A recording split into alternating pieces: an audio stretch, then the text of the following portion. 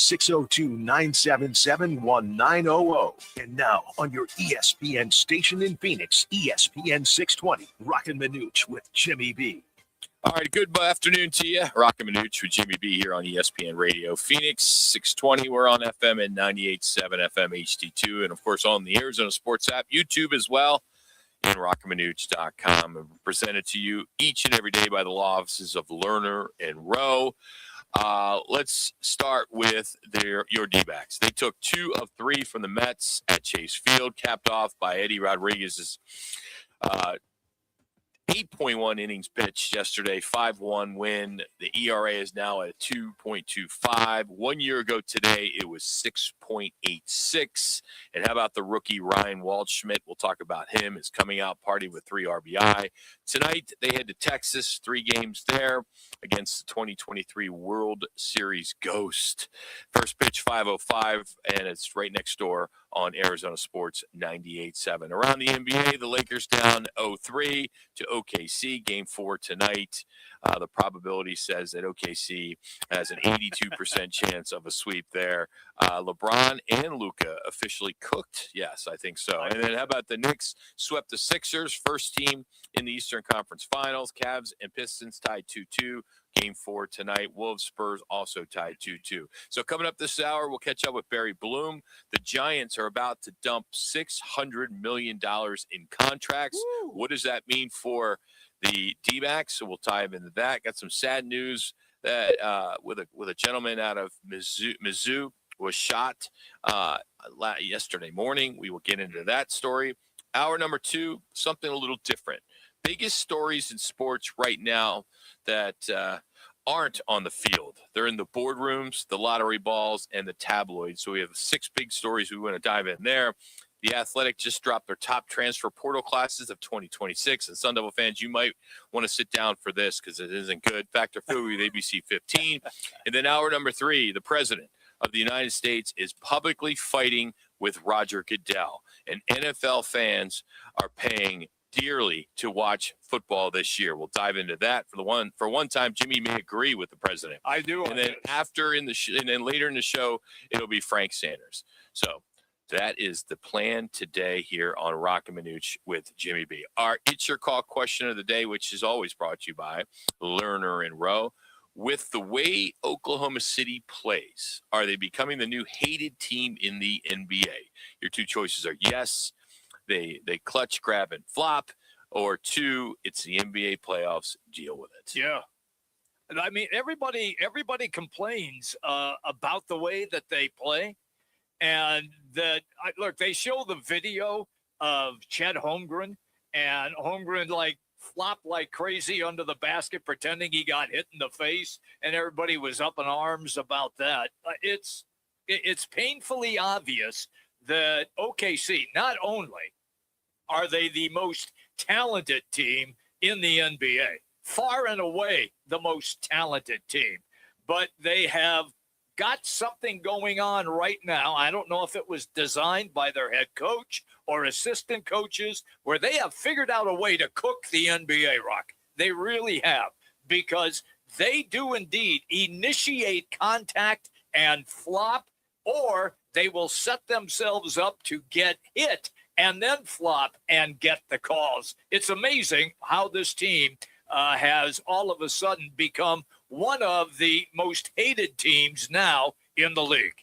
And one of the big stories this afternoon, and we'll probably tap into it at some point, it looks as though there will be no further discipline with Wemby after his first career ejection yesterday with the elbow in the face, which was clearly a flagrant foul. Oh, yeah. As he was Naz Reid. Yeah. He got him in the jaw.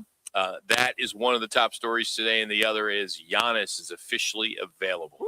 Meaning that the Milwaukee Bucks have come out and said that they will move on Giannis. If you are the Suns, Rock, do you try to figure out something to make it interesting so you might get into the Giannis sweepstakes? I think the only way you can get in it is Booker would need to be in it. Mm-hmm. And I don't think that's ever going to happen. At least when you listen to Matt Ishbia, it sounds as though Book is untouchable. You wouldn't.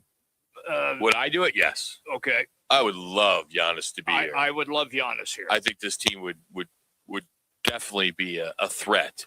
Okay. But who do you have to give up? That's the key. That's the hard part. Wouldn't you put Jalen Green in that instead of Booker, along with a few others? Yeah, but will Milwaukee take it? I mean, Well, you got to remember, there's two to have sides a to dance this. partner. Yeah, I understand. Yeah, I mean, yeah, of course, I'd give him Jalen Green. I'd give him everybody but Book. But seriously, who else is untouchable on this team? I'm with you. So, Yeah. how about the D-backs? You got positive here. It's they win the series over the Mets. Their first series win since April 19th. Friday night they lost 3-1. It was a tight game. The bats were quiet against some pretty good pitching for New York, so they dropped the opener. But then on Saturday they win 2-1. Quality start. It was a grinder. They even a series, and then yesterday, Eduardo Rodriguez just pitches a gem, allows just one run on 4 hits, 4 strikeouts, 100 pitches. Even Lovello had him go out there to hopefully complete the game in the 9th. He got a strikeout, then a bloop single ended, and then Torrey came out, and of course Chase Field booed him for coming in to take him. He would have liked to seen Erod get that complete game, which he's never had in his career. And but he did get a standing O. His ERA dropped to 2.25 through 8 starts, and as I mentioned in the open, exactly 1 year today, he was at a 6.86 ERA. But aside from him, the other story is Ryan Walschmidt, who gets called up, the rookie, goes 2 for 4 with 3 RBI and a double in his coming out party. So a big weekend for him and his family. Ketel Marte added a triple and 2 RBIs. So 3 straight starts for this pitching staff, 6+ innings with 3 or fewer hits, 1 or fewer allowed runs, which is a franchise record. So this team sits at 19-20 heading into Texas, but pitching is the story. The rotation has flipped from a 10.10 ERA in the previous 12 games to a 1.74 ERA in the last 6. This is a great story, and you have to go back when Torey Lovello called a meeting on the road trip in Chicago. You know, he typically likes the one-on-one conversations. He leaned on Zach Gallen and Merrill Kelly as the rotation leaders. This time he brought in all 5 starters, and the core message was throw strikes, eliminate the walks, make hitters earn their way on. And he said the tone was a one-way conversation. As I listened to them, what's important to them is important to me, he's quoted as saying. And even Rodriguez, he framed it a little bit differently from the player's side. He said, quote, it was to remind us that we're really good, and what we are going through now is not who we are. So the response, if you look at what had happened on May 5th, Rodriguez delivered that first one where he threw the 7 scoreless innings against the Pirates, snapped the 4-game skid. They pulled back to 500. And then you look what they did over the weekend with the Mets, with this pitching staff. So it's great to see just about all 5 starters had success. Soroka will go tonight. Hopefully they can keep this trend. But, you know, they spent about $110 million in this rotation. And it's good that at least for this week, they're on the positive side. There you go. But that's why we call it baseball. Yeah. Because they play 162 games. Rock, you work the minor leagues and the majors. You know what it's all about. And when you play this long of a season, in the minors at AAA, what do they play? About 140, 142? Yep. Right in there? Yeah, right in there. So it's a long season. Very long. Yeah, even for the AAA guys. But you just can't just go absolutely crazy when all of a sudden you can't get anybody out. Did Torey do the right thing by having that meeting? Absolutely. There's no question about that. You're the manager. You got to dictate what the hell you want done. And they weren't throwing strikes at that time. They were all trying to nibble. They were going to 3-2 counts all the time. Throw the ball, let your players get that hitter out. Mm-hmm. Get it near the plate so you can make the guy swing the bat. If he gets you, okay, he gets you. But you've got 8 guys on the field who are going to help you out and get him out. And maybe finally somebody listen. Now we'll see what happens with Soroka tonight. He's up against Eovaldi, who's a really good pitcher for the Rangers as well. Yeah, so it was good to see a win, a series win. Mm-hmm. Now you head over to the, like you mentioned, to the Rangers, which I think is going to be a tough one for them, but they're going in the right path. I mean, we've been knocking this pitching for so long. I mean, if you remember, you go back. I mean, it all unraveled on April 19th when Ryan Nelson gave up like 8 runs in like 1 inning. Remember, he just got destroyed, right? Yep. And then, the ERA got real high. I mean, they went 13 straight games without a starter completing 6 innings. I mean, that is a lot on your pitching staff and your bullpen. So hopefully they can continue to sort of run with their starting pitching. Man, if you could get in a given week 6 or 5 days out of the 7 of your starters going 6 or more innings, that is a game changer for this for our team. Yeah, big time. Look, this is a team. It does have talent. We know that they can hit. They had been struggling to hit and struggling to produce runs, but now all of a sudden their hitters have maybe gotten energized a little bit. And Roc, when you were in the business, did hitters tell you that the pitchers had the advantage coming out of spring training because everything was new, even though you had maybe had seen them last season? It's still different, and it takes the hitters a little while to kind of adjust to everything. I would say the opposite. I would think the hitters would have the advantage. Wow. Yeah. Okay. Yeah. That's a good question. Maybe it could go either way, but I think my situation is different. I was at the minor league level, so I didn't have those kind of conversations with some of these players. Okay. So I'll plead the fifth because I really have no clue. All right. But just as a baseball fan, I would think the batters would have the advantage, opposed to getting up there and trying to throw a baseball 95 miles an hour, on a consistent basis. Right. I mean, that's not just like riding a bike, I'm sure. No, well, and maybe swinging a bat's probably easier than throwing a pitch 95 pounds. Yeah, but you know miles. how difficult. The most difficult thing in sports is to hit a baseball. Yeah. That is the most difficult thing in sports. There's no question about it. Some guy throwing 98 miles an hour and you got to figure it out right away. Come on. That's a poll question. That's a good question. I think it'd go either way. All right, coming up next, we got a full audio heavy segment for you. Eddie Rodriguez was dealing, and then Walsh Schmidt came through as the rookie, made a heck of a weekend for himself. You'll hear about Wemby getting tossed, as well as Brunson keeps building his playoff legends. We'll tell it all to you next. It's Roc and Manuch with Jimmy B here on ESPN Radio Phoenix. Let me remind you, Thursdays are where the weekend starts at Twin Peaks Restaurant. Grab an ice-cold Bud Light or a refreshing Michelob Ultra and catch wall-to-wall sports on massive TVs everywhere you look. Big games, cold beer, made from scratch food.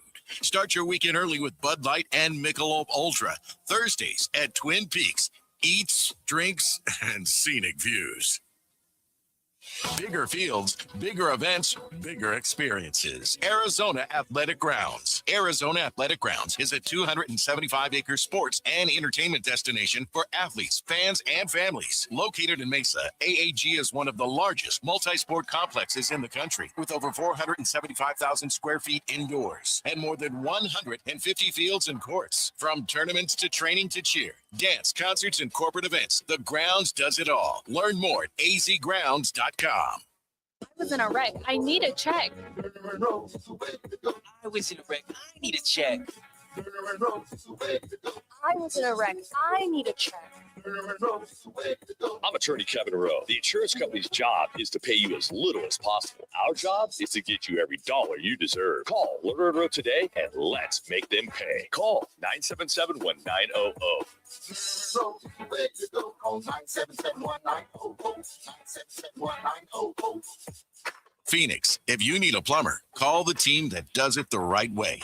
Victory Plumbing Arizona. It's particular plumbing for particular people with upfront pricing before the work starts. So there's no surprises when the job's done. And here's a deal just for listeners. Tell them you heard Victory Plumbing on Roc and Manuch with Jimmy B, and they'll waive the service charge. For leaks, clogs, water heaters, or anything plumbing, book today at victoryplumbingarizona.com. ROC number 268603. When it comes to sushi, reputation matters, and Sushi Brokers Arcadia has built theirs on being the best sushi in Arizona. From traditional rolls to bold fusion creations, like our crowd favorite, Seafood Dynamite, and the must-try sushi pizza. We've got something for everyone. Our famous happy hour is every day from 3 to 6:30 with fresh favorites like the California roll, spicy tuna roll, and the surf and turf roll topped with seared steak. Sushi Brokers Arcadia, 44th Street in Indian School. Don't be fooled by the people you meet on social media. It may start as an innocent conversation, but anyone who tries to sell you pills is nothing more than a drug dealer. And if you think tiny pills can't do much harm, think again. Fentanyl can end it all. Know the truth about fentanyl at learnmoreaz.org. Don't be fooled. Don't be faked out. Visit learnmoreaz.org. Sponsored by Substance Awareness Coalition Leaders of Arizona.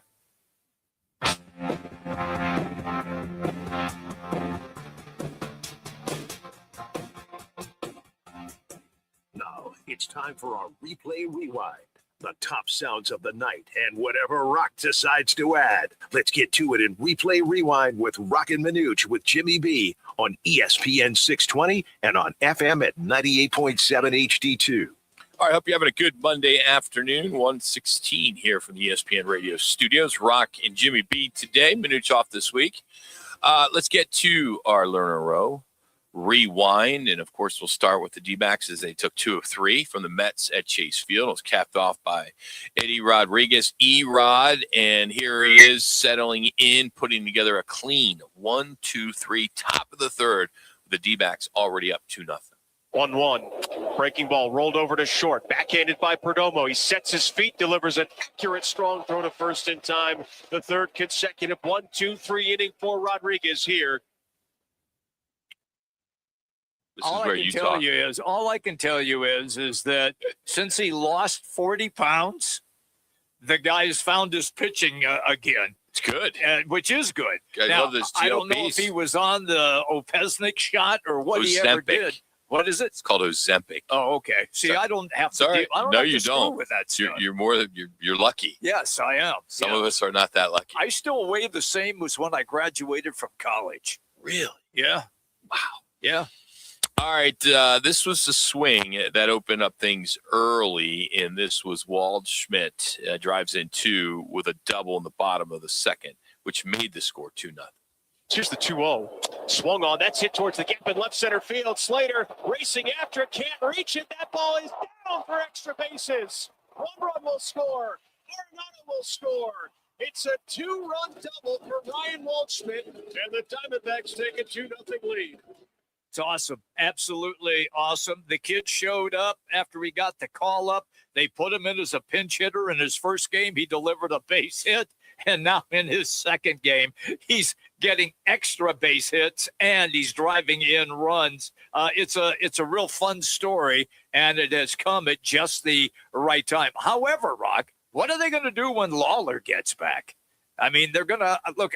To me, it's probably a good problem to have. Oh, it's an absolute wonderful problem. Yes, I agree. They'll figure it out. Yeah, because Lawler was playing well before he got hurt. Yeah. After the game, E-Rod talked about the conversation he had with the skipper heading into the 9th inning and how it played out once he was back on the mound. I mean, he already know how I am. I'm never going to come out of the game and ask him to give me 10 pitches to go up there. And if I give it up, he'd take me out and give me 10 pitches. And that was it, 10 pitches, 100. He'd take me out of the game. I mean, he do what I asked, and I do what he asked me. So that was great. Fight for 5. No, I mean, I don't know right now. It wasn't a fight. It was a talk, and when they get to the dugout, but like I told him that I want 10 pitches, and I went up there for 10, and he was like that. There you go. Okay, you get 10. That's it. And then I'm going to come get you. Look, I know the fans didn't like it. They wanted to see him. You already talked about it, Roc. He has never had a complete game. Yeah. And which is too bad. But he did give him the 10 pitches, and then he yanked him. All right. Also, after the game, Ryan Waldschmidt was asked if things are starting to slow down for him and whether he's feeling more comfortable now. He's a big leaguer for what, 2 days? Yeah, 3 days? 2 days. Yeah. No, today I felt a lot more comfortable. I mean, yesterday, obviously, I felt comfortable out there. I got a lot of work, so I didn't really have enough time to really even be nervous about it. You kind of jumped right in the fire. But no, today I kind of showed up, and it was really just be yourself. Play aggressive, play your game.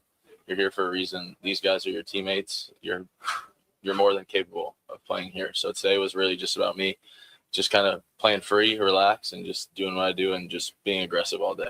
Well, it's obvious that he's more than capable. There's no question about that. Look, he was a top draft choice for the D-backs. They had him in the minors. He has shown extremely well in the minors. And now with Lawler out and Alec Thomas gone, that opened up the spot. So they call up Waldschmidt, and he walks in, Roc, and he is producing just exactly what they hoped he would do. Yeah, he was a 2024 first-round pick, 31st overall, signed with them for $2.9 million. He had spent some time. He's from Sarasota in Florida, but he started his college career at Charleston Southern University, and then he transferred to the University of Kentucky, so he played there. And then after he played collegiate ball, he played in the Cape Cod Baseball League for a few games, and then he's tore it ACL. Yeah, but then returned, and of course, the rest is history. So we'll see how this goes for the next hopefully many years as a Diamondback. All right, let's continue. We'll shift some gears and talk some NBA. Wemby's night ended early after an ejection that everybody's talking about. The good thing is the NBA decided not to kick him out for an additional game, a bad thing. which that would not have been good. No, not for ratings and everything else. I understand the TV thing. Top player. No, he needed to sit a game. Look, wow. When Draymond kicked LeBron in the giblets, he sat a game. All right, I get it. Wemby is a star. He's a great ratings getter for television, but I guess now that Wembanyama has now been elevated to LeBron and Michael Jordan status, and he's only in his third year.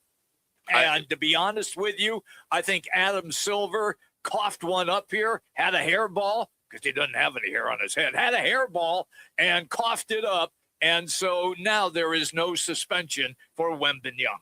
Okay. What? It was reckless, yes, right? Yes, it was. It was a flagrant two, right? He looked right at him and then elbowed him. He has never been ejected before. Okay. You talk about the guys you just mentioned. They've been ejected before. They have been. They have somewhat of a history. Yes, they do. So I think the NBA. I understand. Yeah. I understand the playoffs and the ratings, but no additional punishment. I think because of his history, I'm not. You let it slide. I'm not buying it, and here is why: because it was so flagrant. Okay, I'll give you. If he would not have eyed him up, if Naz Reid had come in maybe a little bit later, and Wemby didn't realize that he was there, and then turned and hit him, and it was still a flagrant two, and he got ejected, I probably would not be on the position that I am. But Naz Reid was there from the get-go. He turned, saw him, and elbowed him intentionally right in the neck area. I see it different than you. How can you see it differently? I see it reckless frustration. He is pissed off. He's trying to get some room, and he's just pissed off. He's got the ball. We've all done it. That's different. That's what he did. Reckless frustration. He was clearing space. No, he looked at him and then elbowed him. Roc, if he would another guy hit two guys on him. If he would not have looked at him and then done it, if he just would have done what you like to call reckless frustration and just started throwing, okay, then I probably would not have this stance. But he eyeballed him and then hit him. If he wasn't 7'10", he wouldn't have hit him in the face. He would have hit him in the stomach. But because he's so tall, that's why he hit him in the face or in the neck. The neck jaw area, right? Yeah, neck area. Yeah. That's, Naz Reid's lucky that he's able to play. After he took during the break, Laz, film me because I'm going to elbow Roc in the throat, and we'll see if he can do the show. You're too short. Oh, I guess it's like I'll be Wemby, and I'll be frustrated, and I'll hit you in the face. I was going to stand on a chair. All right, one more. Here's Jalen Brunson keeps delivering in the biggest spots. There's a montage of him capturing just how clutch he's been. Brunson, his first shot, knocks down the three. With 7 to shoot. Gab step. He fires up a 3. That's good. Jalen Brunson already with 8 points. Brunson wants some room. Uses a Robinson screen. Fires up another 3. Puts it in. Incredible shooting. Knicks can't miss. They just stormed him.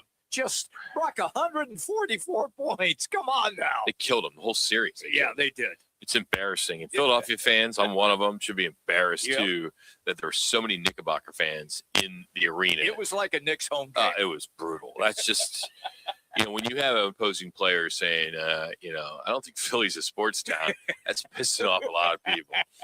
All right, today's replay rewind is brought to you by Lerner & Rowe. In a wreck, need a check, make one call. That's all, 602-977-1900. Or online at lernerandrowe.com. All right, a good friend, Barry Bloom from Sportico, will join us. The San Francisco Giants are dumping $600 million in contracts, all on the block. We're in May, just in May. So we're going to get Barry's take on what could be one of the most stunning fire sales in years, and it's all months ahead of the trading deadline. But here's Lads with an ESPN 620 Sports Center update.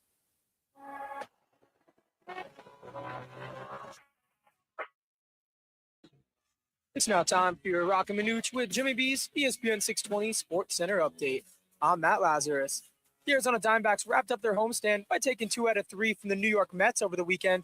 Top prospect Ryan Waldschmidt made an impressive MLB debut, highlighted by a 2-for-4 performance with 3 RBIs yesterday in Arizona's 5-1 win. Now the D-backs hit the road as they open up a 3-game set tonight against the Texas Rangers in Arlington. First pitch is set for 5:05 with pregame coverage beginning at 4:30 on 98.7 FM, also streaming live on the Arizona Sports app. This ESPN 620 Sports Center update is brought to you by Twin Peaks. This month, every big sports moment runs through Twin Peaks. NBA playoffs, UFC, the Indy 500, and more. With wall-to-wall TVs, ice-cold beer, scratch-made food all month long. Twin Peaks, where the beer is cold, the views are scenic, and game day is always bigger. Powered by Bud Light and Michelob Ultra.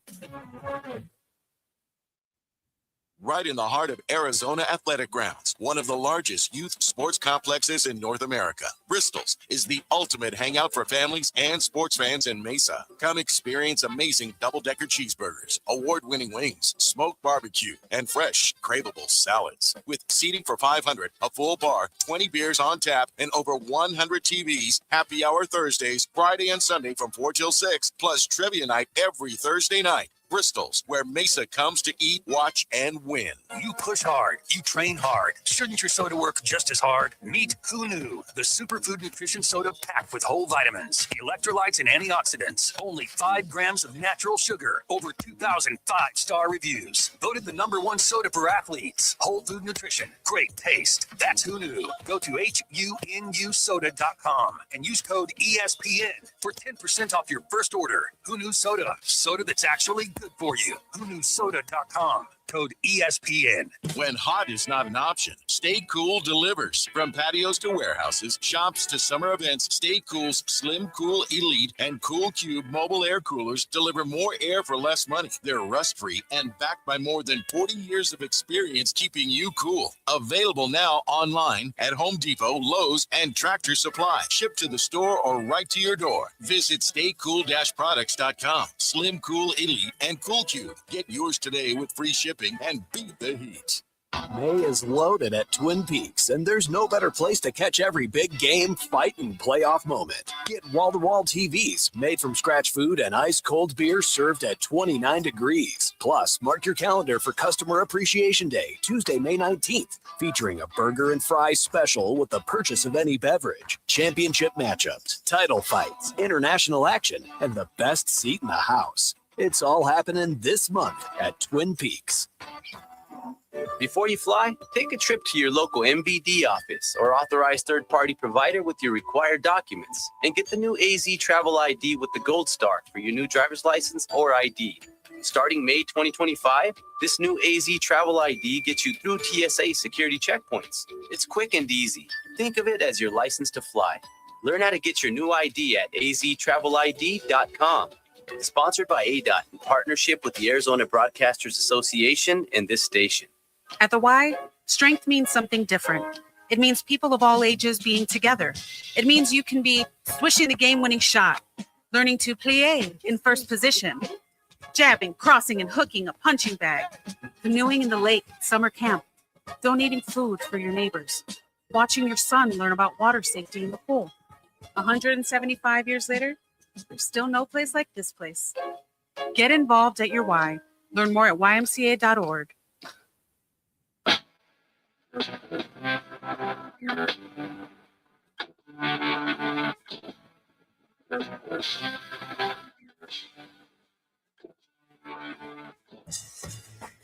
Now back to Roc and Manuch with Jimmy B. Now on ESPN 620. Now the 1-1 pitch from Peterson. Swung on, little fly ball, shallow center field. This is falling fast. Taylor dives, can't make the catch. Vargas is going to score. Barossa gets to third. It's the third RBI of the day for Ryan Waldschmidt, and the D-backs have a 3-1 lead. Heck of a day for Waldschmidt. We'll dive into that, of course. But joining us now on the Right to It guest line, Barry Bloom, Sportico, MLB business writer, and has been covering the sport for many, many years. How you doing, Barry? What's going on, man? It's good, but it's Forbes now, not Sportico. I don't know why I keep saying Sportico. Forbes. I got to say it 12 times. I won't forget it. All right. Got it. I got it. All right. Forbes. Let's do this again. Forbes, business writer. Barry Bloom joins us now here on ESPN Radio Phoenix. Whatever, yeah. All right. I want to get your thoughts on the Giants. The San Francisco Giants are essentially, oh my God, they're essentially having a fire sale here. Some of they're just about everybody. $600 million in contracts they want to dump. Buster Posey only in his first year as they're running their ops, as you know. Is this like one of the most stunning mid-season teardowns that you've seen? I mean, if this is going to really come to fruition, have you ever seen anything like this before? 3 months before trading deadline? I mean, doesn't it go back to sort of like 1971 or 72 when Horace Stoneham got rid of Willie Mays and sent him to the Mets in the middle of the season? I mean, yeah. I mean, whatever they're doing, they're not doing it right. And it's been a run like this since 2021 through different management, different ownership. When I say guys who are, they're managing channel partners, but the consistency is they're spending money and they're just not making the right choices. So I guess they're just not going to sit on it. And you really, last year, Buster at the trade deadline got rid of his entire bullpen, and then they went on and did some winning, and with those bullpen pieces, might have even clinched a playoff spot. It's kind of much like Hazen did when he dumped half the team, the core players last year at the trade deadline, and then they wind up missing the playoffs by 3 games. I mean, look, I have a hard enough time running my fantasy team, so so much of this is just like a crapshoot. When you sign players, I mean, all you're doing doesn't matter whether you're using analytics or eye test, combination of all the above. I mean, basically, you're basing what somebody's going to do in the future on their past play, and whether they're old, too old, not too old, have an injury, over the cusp. I mean, what does that person have left? And so it seems like what these guys have done has they put money into guys that are over the cusp, like Chapman and Adames. That's a lot of money on them. And you have no way of knowing what you're getting with Devers because he had been so alienated by what was going on in Boston, with Bledsoe and Cora and what they were doing, jacking around with him, moving him from third to DH to first. Then they wanted to play third again. I mean, it was impossible, and I'm not sure that he's recovered. Playing Fenway and playing in Oracle Park are 2 completely kind of different things. So They just haven't been able to mix and match. And there are more Giant players from over the last few years around the rest of baseball right now than there are playing for the Giants. Barry, it's ironic that you brought up the Willie Mays trade because that actually happened on this day in 1972. Yeah. How about that? Soothsayer. How about that? Wow, impressive. I'm in contact. Yes, you are good. That's why you're with Forbes. I mean, that's why you're with Forbes. Barry, when you see this and you've been around the game, what does this tell the fan base there in San Francisco? I mean, they have a diehard fan base there, and I can't imagine that they're going to stand for this without some type of revolt of some sort if they're going to clean house like this. Well, I mean, really, if you look at the history of the Giants in San Francisco, they've been to the World Series 4 times and they won the 3 from 2010 to 2014. And it seemed like everything was really magic in those years coming off the Bonds era. They drafted well. They had Posey, Crawford, Belt eventually. They had all the pitching, Lincecum, Kane, great bullpen.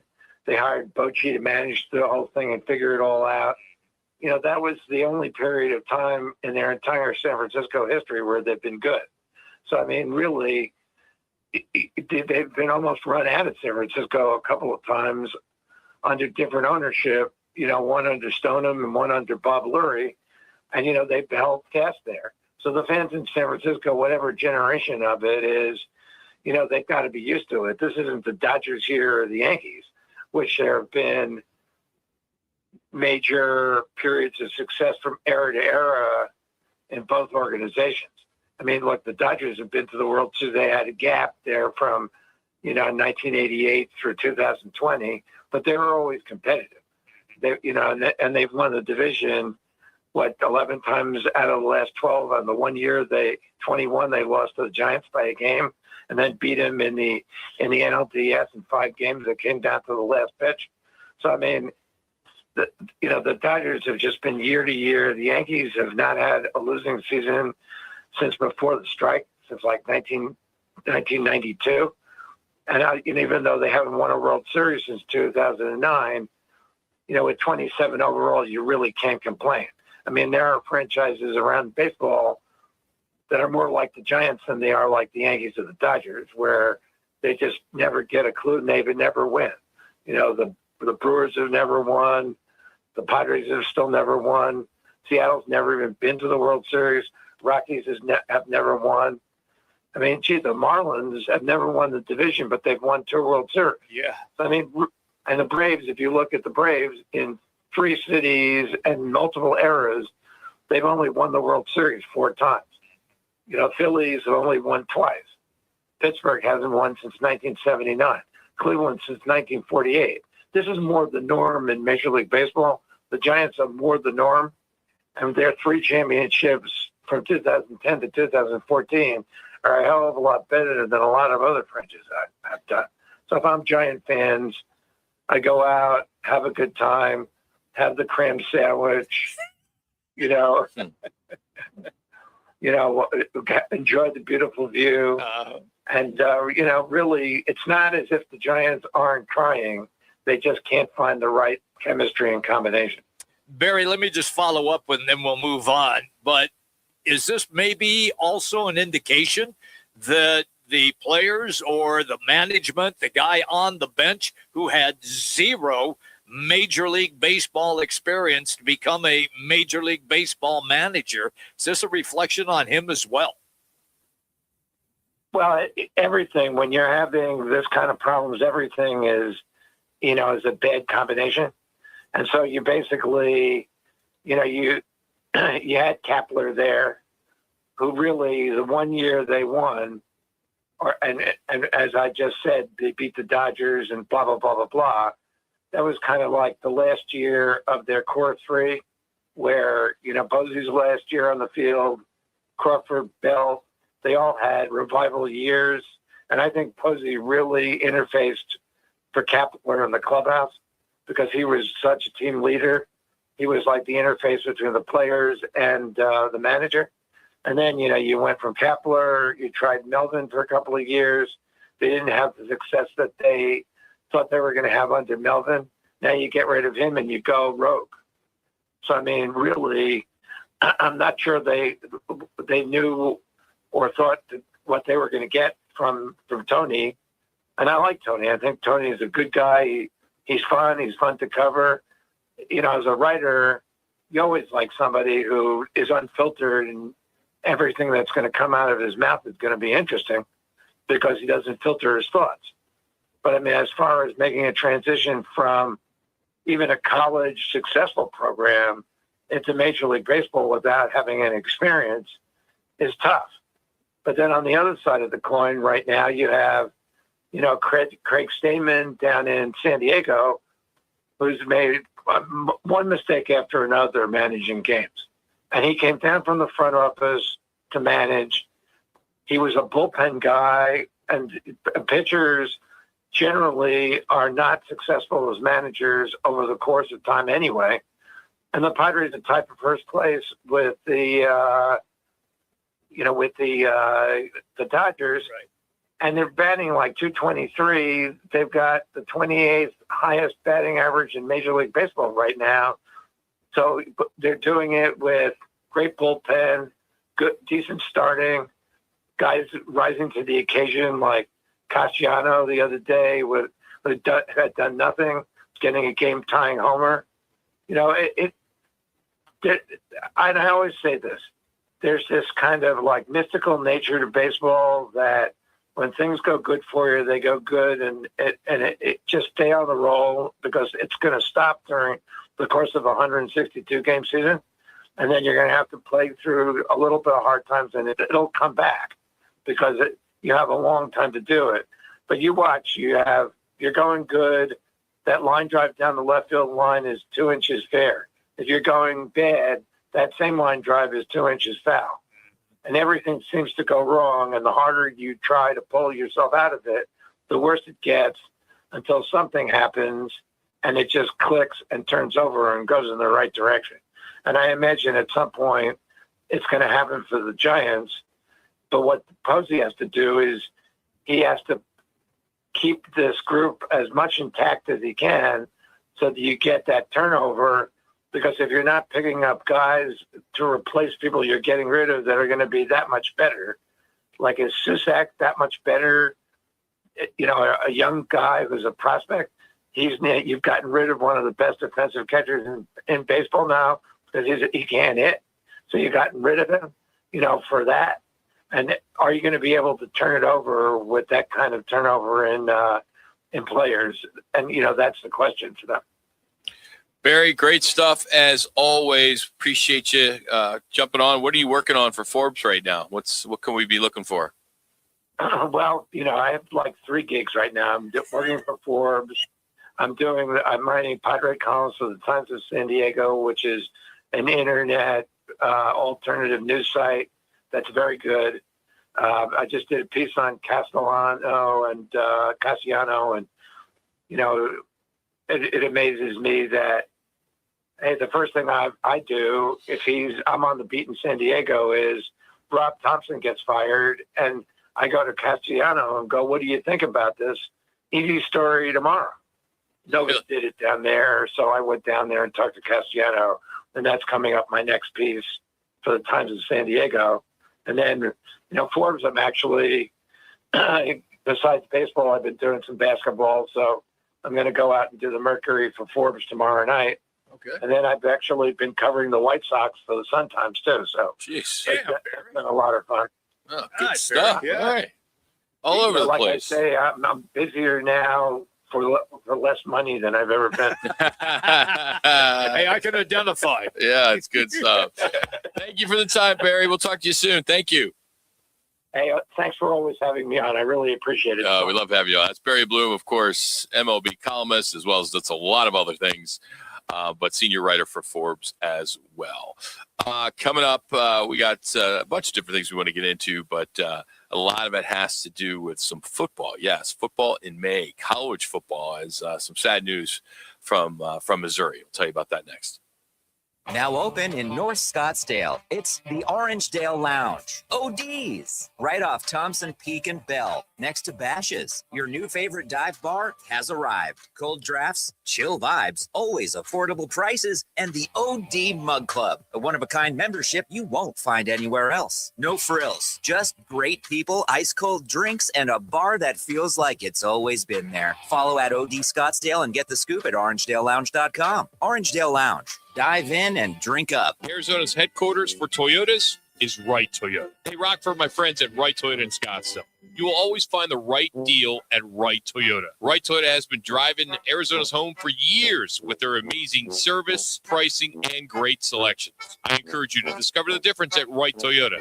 Make the right choice, Wright Toyota, just off the 101 on Frank Lloyd Wright Boulevard, and always online at wrighttoyota.com. The right price, the right selection. Check out wrighttoyota.com. Join the team at All City Towing, Arizona's largest towing company and leader in roadside service. We're hiring dispatchers, call takers, lot attendants, drivers, and customer service pros ready to grow with us. You'll enjoy state-of-the-art equipment, consistent schedules, full health benefits, a strong 401k match, employer life insurance, and a monthly fuel allowance. Take your career to the next level. Apply today at allcitytowing.com. All City Towing, where your future is always moving forward. Hey, it's Kevin Rowe from Lerner & Rowe, trusted across Arizona for helping injured people after serious car wrecks. And I'm Sean Forrester, managing attorney at Lerner & Rowe Law Group. We may sound alike, but Lerner & Rowe Law Group is a completely separate firm focused solely on criminal defense. We handle serious felonies, DUIs, and misdemeanors with decades of courtroom experience. If you're facing criminal charges, don't wait. Call Lerner & Rowe Law Group now at 602-977-1900. Growth is the way to go. Call 977-1900. Let me remind you, Thursdays are where the weekend starts at Twin Peaks Restaurant. Grab an ice-cold Bud Light or a refreshing Michelob Ultra and catch wall-to-wall sports on massive TVs everywhere you look. Big games, cold beer, made from scratch food. Start your weekend early with Bud Light and Michelob Ultra. Thursdays at Twin Peaks. Eats, drinks, and scenic views. Nobody handed parents a manual for raising kids with smartphones. But we're learning something important. Heavy social media use can affect kids' sleep, confidence, and mental health. And simply banning it isn't realistic. What parents can do is learn how to guide kids towards a healthier balance. The Cars for Kids parenting blog offers practical advice for parents to help their children succeed in a digital world. Visit carsforkids.org/parenting because smart kids need informed parents. Roc and Manuch with Jimmy B want to take you back. A quick reflection on some of the more memorable moments in sports and pop culture. Now, time for your Wright Toyota On This Day report. Wright Toyota, right on the corner, right on the price. Wright Toyota in Scottsdale. When I wake up in all right, the suits are just in here, so sorry for the delay there.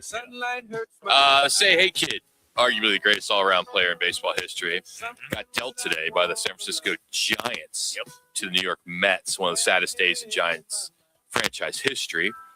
Mays, of course, would finish his career there in New York, but he'll ever be known as a Giant. That was 1972. Amazing. And then in 1980, my favorite basketball player of all time, Dr. J, Julius Erving. I can see the NBA Finals, Game 4, Sixers-Lakers. Julius Erving glides under the basket from the right side, goes behind the backboard, reverses it in with his right hand. Kareem was right there. Still considered one of the most iconic moves in NBA history. Sadly for the Sixers, they lost that championship, but no one forgets that play. I'm telling you, Rock, it's an unbelievable move, and you need to see it in slow motion when you look at it because your eyes will just pop out of your head. And then a little bonus nugget here, the knuckleballer, Tim Wakefield, became the oldest player in Red Sox history at 44 years, 282 days, breaks a record that stood for a long time, 1908, when Deacon McGuire, you remember him, 1908. I called this game. And that's how you stick around, it's being a knuckleball. Can I toss one in? Go for it. Muhammad Ali knocks out Sonny Liston in the first round. It is their rematch fight in 1966. And the famous photo of Ali hanging over the top of Liston with his arm like this, yelling, "Get up!" And Liston obviously doesn't. And everybody said, well, you really couldn't see the punch. If you watch it in slow motion, Ali does hit him on the temple. I don't know if it was enough to really knock Liston out or if he just took a dive. All right, football at 50, somewhat breaking today. Missouri football confirmed that their star running back, Ahmad Hardy, was shot at a concert in Mississippi early Sunday morning.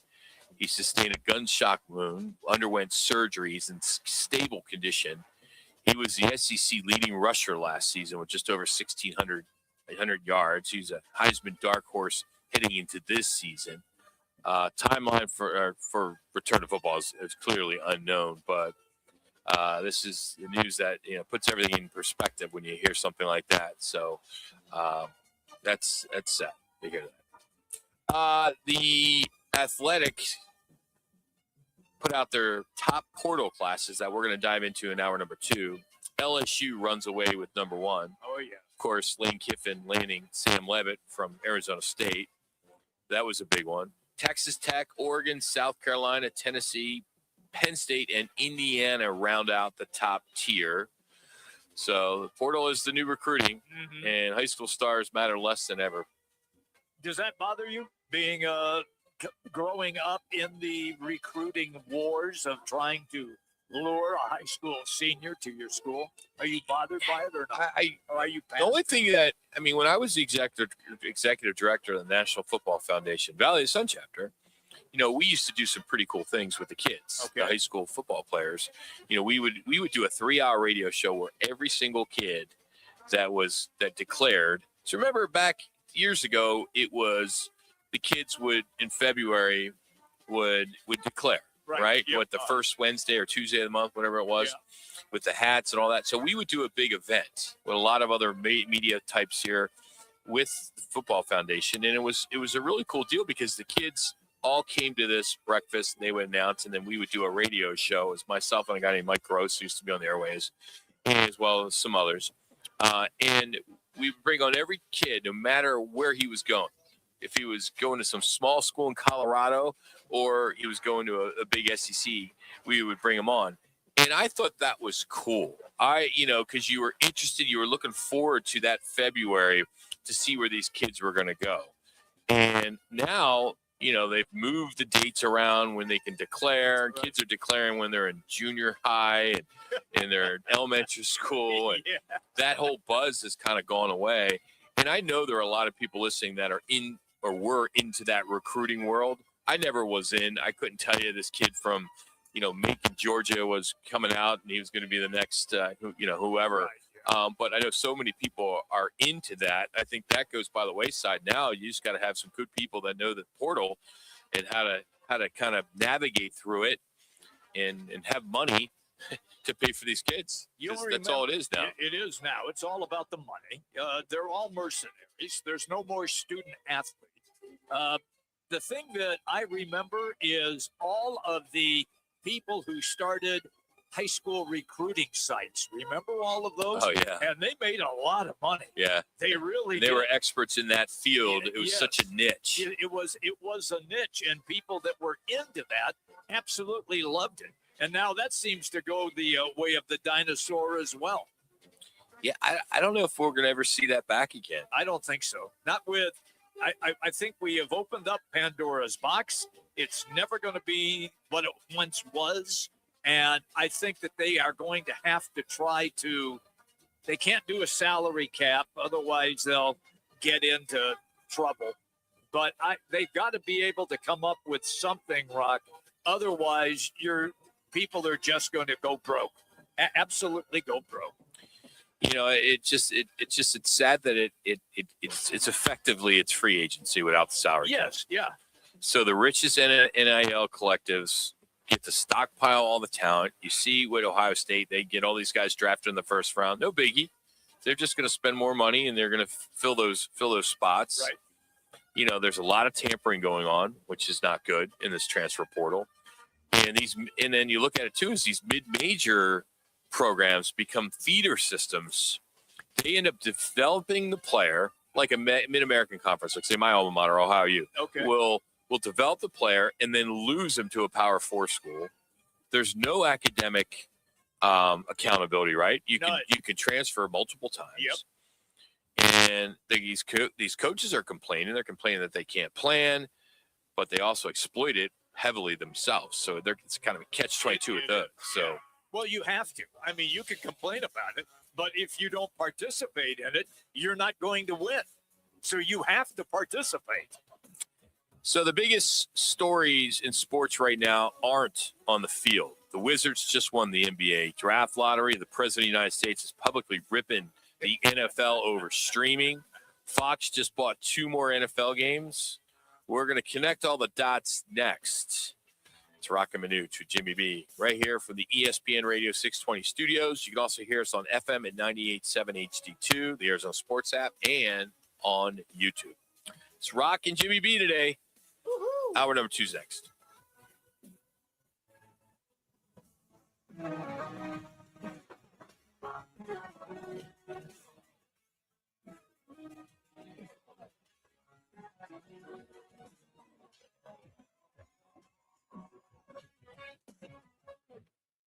If you want unlimited talk, text, and data on a super fast network, Big Wireless will sell it to you right now for as little as $70 a month. Or you can buy it from Pure Talk for half of that.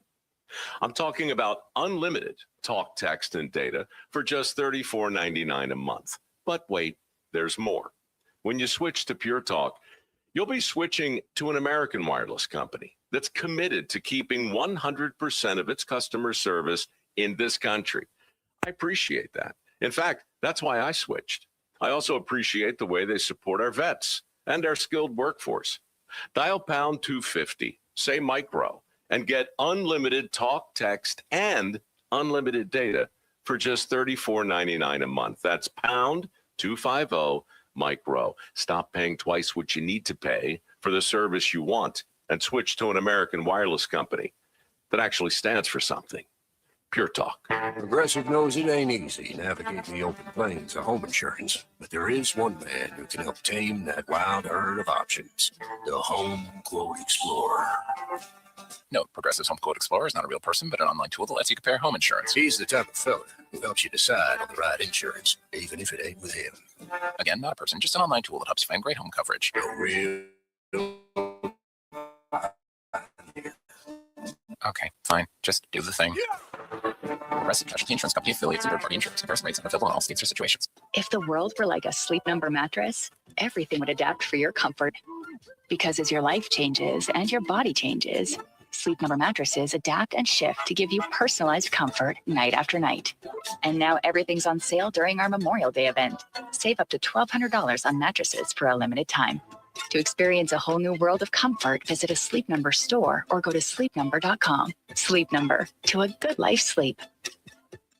When tragedy strikes, the impact is immediate and devastating. That's when the 100 Club of Arizona steps in, providing financial assistance, guidance, and emotional support to the families of public safety officers injured or killed in the line of duty. They also invest in mental health resources, injury prevention, and scholarships for the children of first responders. Every day, Arizona's public safety professionals put their lives on the line. The 100 Club of Arizona has their back. Learn more at 100club.org. Fight fans, Twin Peaks is your headquarters. Catch the greatest fight night action all month long, including premium matchups and wall-to-wall sports with no bad seat in the house. Grab made-from-scratch food, scenic views, and ice-cold beverages served at 29 degrees while every punch, takedown, and main event plays across the lodge. Don't watch the fight at Homes. Watch them at Twin Peaks, where the energy feels like fight night. Twin Peaks, eats, drinks, scenic views. KTAR AM Phoenix, Arizona's home for the worldwide leader in sports, is ESPN 620. Let me remind you, Thursdays are where the weekend starts at Twin Peaks Restaurant. Grab an ice-cold Bud Light or refreshing.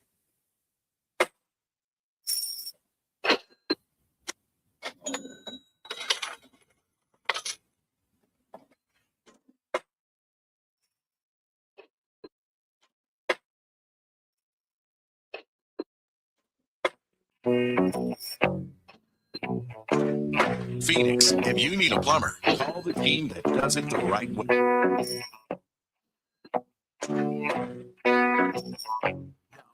Roc and Manuch with Jimmy B now on ESPN 620.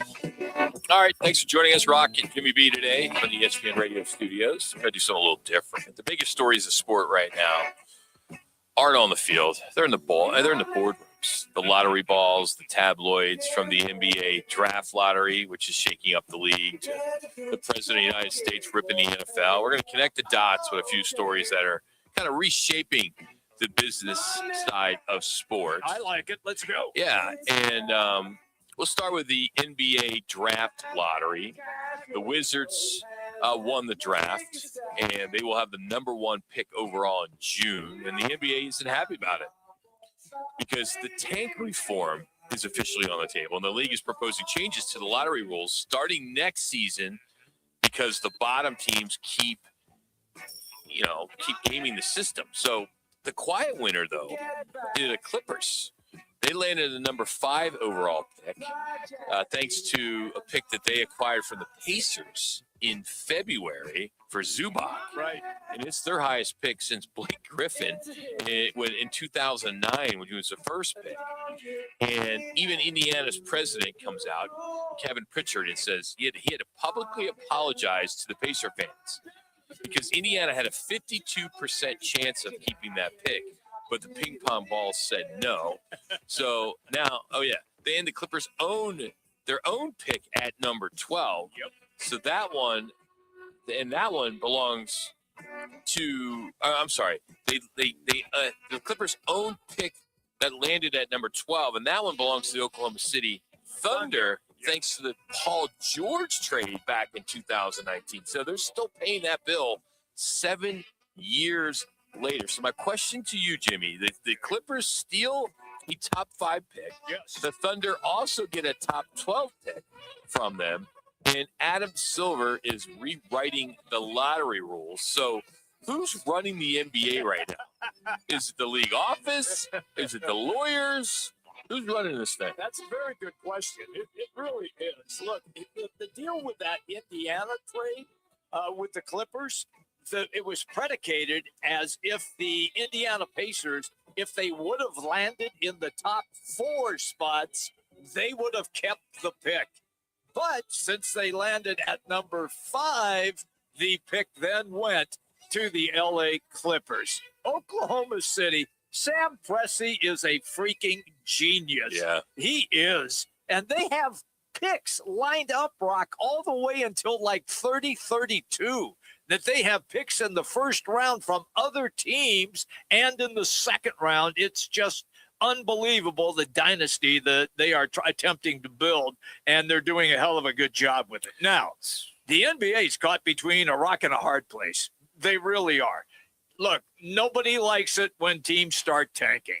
And unfortunately, it's generally painfully obvious when teams start to do that. So I commend the NBA for attempting to come up with something to try to curb tanking as much as they possibly can. However, now, because the lottery went the way that it did, and as you just talked about, with the Clippers moving up, and also OKC in the top in the lottery selection, because it goes 1 to 14. Now they got a real problem. And Adam Silver's got his hands full. There's no question in my mind about that. But to be honest with you, I do believe that they have to do something to try to at least slow down tanking so teams do not start tanking the 1st of March. 76ers, they used to tank quite a bit. They got embarrassed as the Knicks fans took over Philadelphia Wells Fargo Arena yesterday. the big picture here is this is what happens when you have an organization that can't compete and a local fan base gets outbid by traveling fans. You're going to see that. I hope the Embiid era is finally over. It needs to. You got to move from him. He's got a huge contract, and he still has a few years left on it. I believe it's 2031. Jeez. Yeah. So look, he's a great player, but he's hurt all the time. And here's a sidebar note. He's an MVP. Rock, he's the only MVP in the NBA who has never gotten to a conference championship series. The Sixers have never gotten to the Eastern Conference Finals. And he was an MVP. He's the first MVP to, I guess, have that distinction. Look, this is something that is they went through what they called the process. You remember that. It lasted about 5 years, okay? Lasted about 5 years. Then they got really good, but they couldn't get to the Eastern Conference Finals. They got beat by Boston. They got beat by Milwaukee. They got beat by the Toronto Raptors. We all remember the shot that bounced around from Kawhi Leonard a couple of times on the rim and then fell in as time expired. So this is a tough spot for the Sixers. I agree. I think they should try to move off of Joel Embiid, but I don't see how they can. I don't think you're going to get a team to take him with his injury history, so you don't have a selling point. That's the problem. All right, the NFL schedule release is all this week. The NFL dropped the first game this morning with the Cowboys at the Giants, Sunday Night Football on September 13th. The 8th time in 15 years these division rivals open up against each other. Of course, you got John Harbaugh's debut as the Giants head coach after being in Baltimore for 18 years. The full schedule is going to come out Thursday at 5:00, but networks are kind of rolling out their games each day. NBC and Fox, Amazon are all releasing throughout this afternoon. So it's been quite interesting. We'll have a little bit more on that a little bit later. Fox just picked up 2 more NFL games in their earnings call this morning. An international game in Munich, which is week 10. The Lions are the home team in that one, plus a Saturday game in week 15. And they're creating what has never been done. It's somewhat unprecedented. They're going to have an NFL triple header on Fox in week 10. So there will be 3 games just on Fox on that day. So big deal there. But interesting enough that the NFL is reselling rights to 5 games that previously were locked up as part of the ESPN equity deal. And it looks as though Netflix is expected to grab a chunk. Say it isn't so. And now President Trump is publicly criticizing the league. And he was on a show called Full Measure yesterday. And he says, quote, "You got people that love football. They don't make enough money to go and pay this. They could be killing the golden goose." Now, the DOJ is now investigating this media strategy that the NFL is doing. The FCC is scrutinizing. The Congress is now asking questions. In their defense, the NFL, they're saying 87% of their games are free. 100% are free in their markets. I'm going to spend some time in hour number 3 really dissecting how much it costs. I put it all together. If you bought every streaming property, which is 12 different places you can watch NFL football, how much that cost you? Okay. Because it's mind-boggling. I bet it is. I bet scary. it is. Hey, look, I don't agree with the Prez on much of anything, but I certainly do on this. Just because you just said, it looks like Netflix is going to no. Football, it should be on places where you can watch it like all the time. So you don't have to buy some goofy streaming service that you're stuck on. It's dreadful. And not only that, Rock, and I can't wait till you bring this up in hour number 3.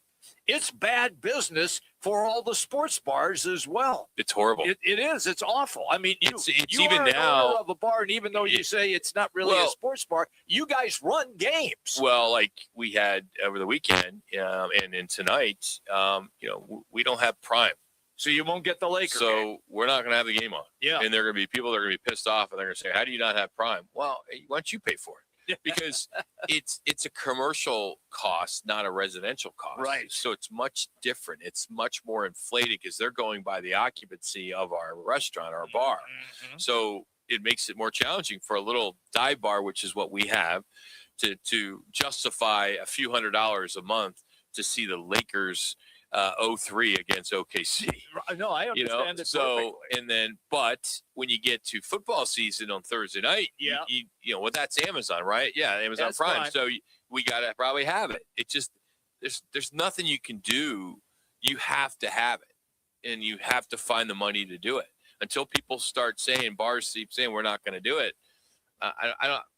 They're going to win. NFL's going to win no matter what. Of course they will. Yeah, because everybody wants to watch it. Look, the NFL is king. Everybody knows it. They make more money than anybody on the planet. They make so much money, billions and billions and billions of dollars. And if you're an NFL owner, and that's why when people say, well, they just paid like $10 billion for the franchise, you're going to make that up in a year and a half. That $10 billion, you're going to make it up in a year and a half.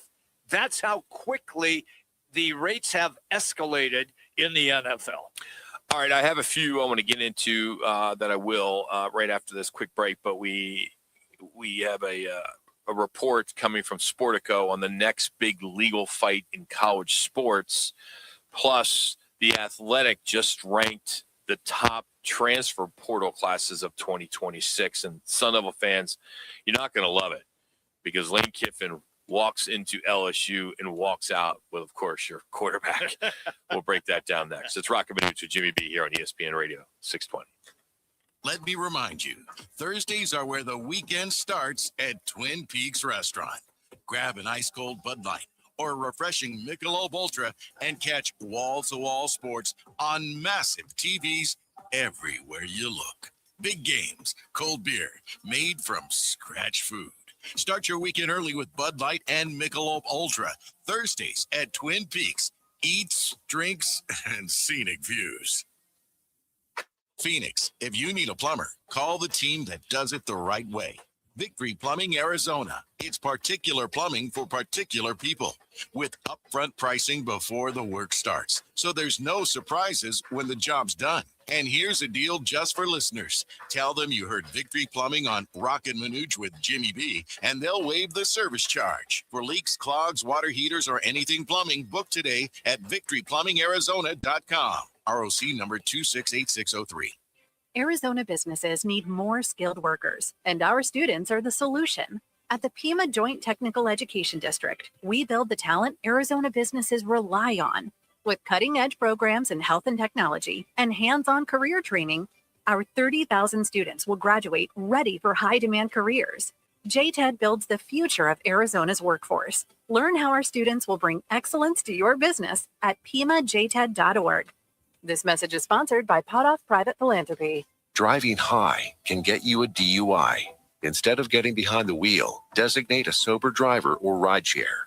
In Arizona, drug-impaired driving is illegal, even if the drug is legal. So drive sober or not at all. In Arizona, there's zero tolerance for impaired driving, since drugs slow your reaction time and cloud your judgment. If you feel different, you drive different. Visit drivesober.az.gov to learn more. This message is sponsored by the Governor's Office of Highway Safety. Cats are masters at using up their 9 lives, like chasing laser pointers into walls or jumping onto high shelves. But the one thing cats never do, text while driving. So be like a cat and protect your one and only life. Don't text and drive. Don't drive distracted. A message brought to you by the National Highway Traffic Safety Administration, Project Yellow Light, and the Ad Council. Action! When I grow up, I want to be a director because they get to talk to everybody about everything. They get to make cool movies and dance music videos. If your child is sick over and over again, it could be PI, a defect of the immune system that affects millions. Early testing can give children a chance to dream. And when I'm a director, I get to say, lights, camera, action. For more information, visit the Jeffrey Modell Foundation at info4pi.org. That's a wrap.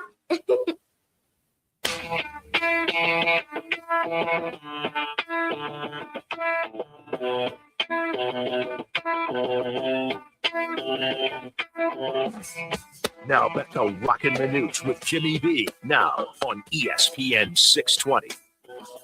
Sportico is reporting on a big legal fight in college sports. The issue is the House settlement approval last year. That's the revenue sharing for the athletes is now colliding with conference multimedia rights deals. So schools and conferences are fighting over whether the NIL money for athletes counts against the multimedia rights pool, which is billions of dollars at stake. And this is just yet the next major lawsuit in college sports. You know, the rules are written, but nobody knows how to enforce them. So this means that the NCAA model is being rebuilt basically in real time, and every dollar is being contested. And this is such a, I can't say it on the air, but it's It so starts with cluster. Is that what you're saying? It is a cluster, you know what? Yeah. I mean, and it's just one day, I don't know if it's ever going to blow up in their face or not, but it's getting damn close. I mean, this revenue share with the athletes too. I mean, when does it end? I mean, all right, they're going to get NIL money, they get the collective, and now with the TV rights, we want to give them even more money. That's it. That's just BS. I know. Then just forget going to college then. Don't give them the education. They got to pay for their school then. Oh, I see what you're saying. Okay, so if you pay them, make them pay for the semester that you they're pay there. you pay your $40,000-$50,000 a year. Okay. I was just at NC State this past weekend for graduation for my nephew. Right. Okay. Yeah. What a beautiful campus! I'd never been to Raleigh, North Carolina it's before. gorgeous. Oh, it was beautiful. And I was in Valvano Stadium that's where the women play. And wrestling and all that, and then the main stadium, of course, for the big graduation. But you know, I'm just looking at these big time schools like NC State and Arizona State and things of that sort. But I mean, my nephew just graduated, and he was paying probably $40,000-$50,000 to be an engineer, you know, and he graduated at very high level and all that stuff. But if these kids are going to get paid NIL, the collective, and everything else, why not just make them pay for their school too? You take away the scholarship. Yeah, is what you're give saying. give it to like kids that Like maybe somebody can't afford to go to college. on the golf team or on the tennis team or the baseball team. Maybe not all necessarily athletic. Athletics. Okay, so you give. Well, there are. There's those scholastic. There are scholastic scholarships, but when does it end, though, Jimmy? It's to the point where, you know, if now they're going to get a piece of the TV dollars too. Wow,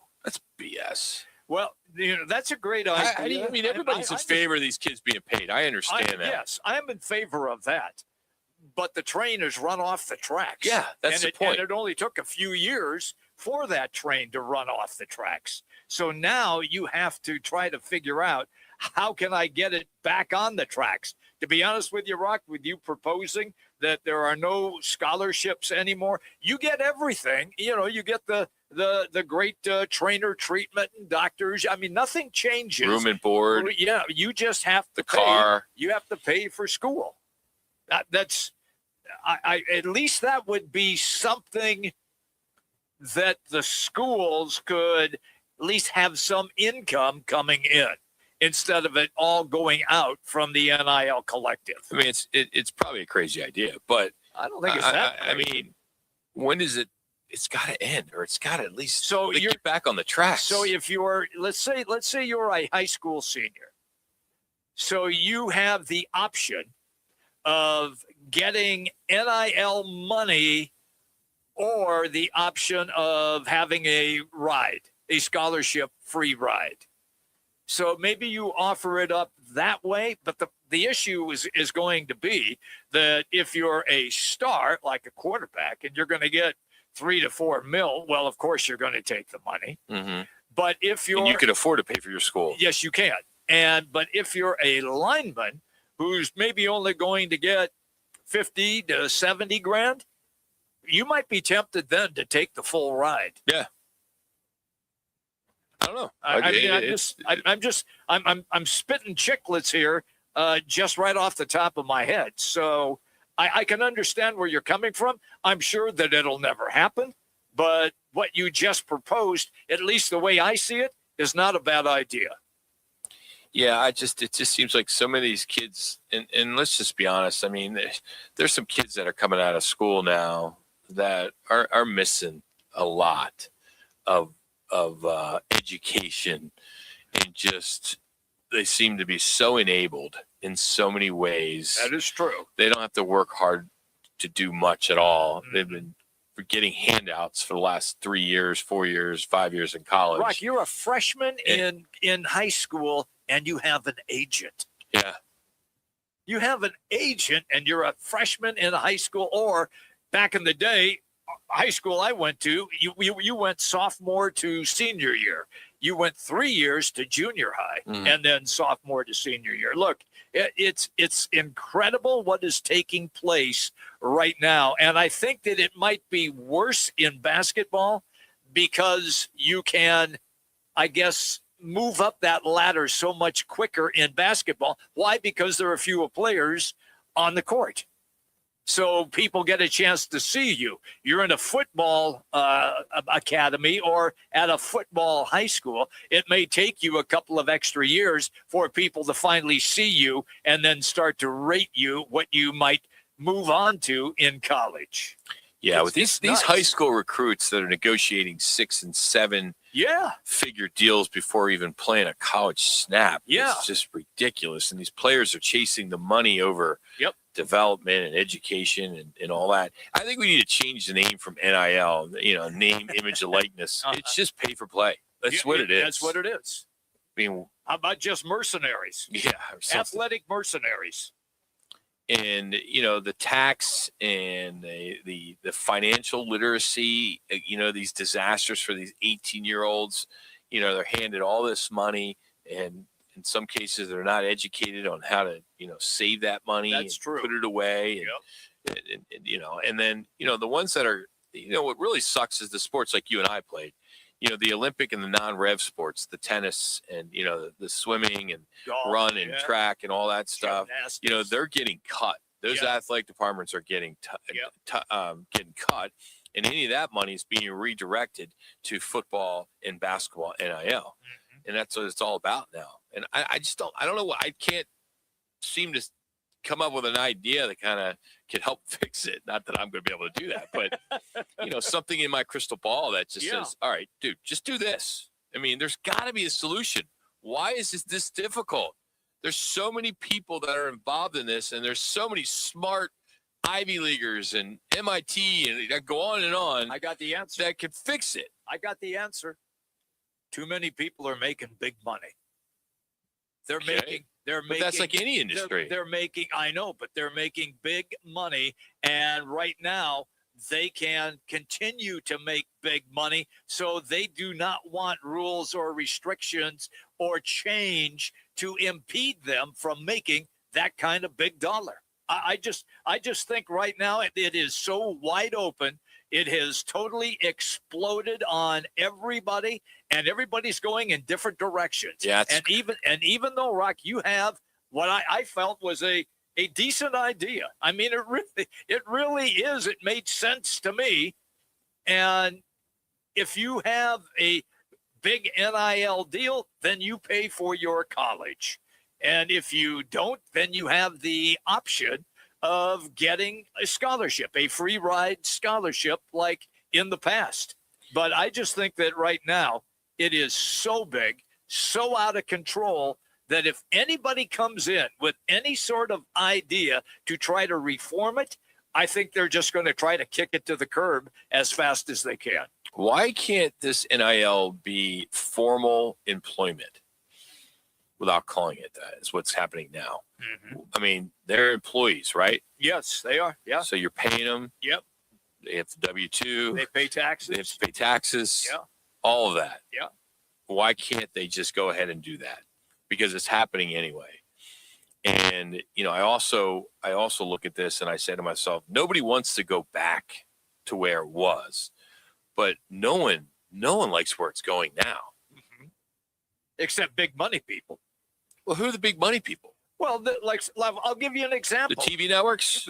The TV networks, the schools that have huge donors. You referenced Ohio State. I'll just use Ohio State as an example. They've got $40 to $50 million in their NIL that they can use.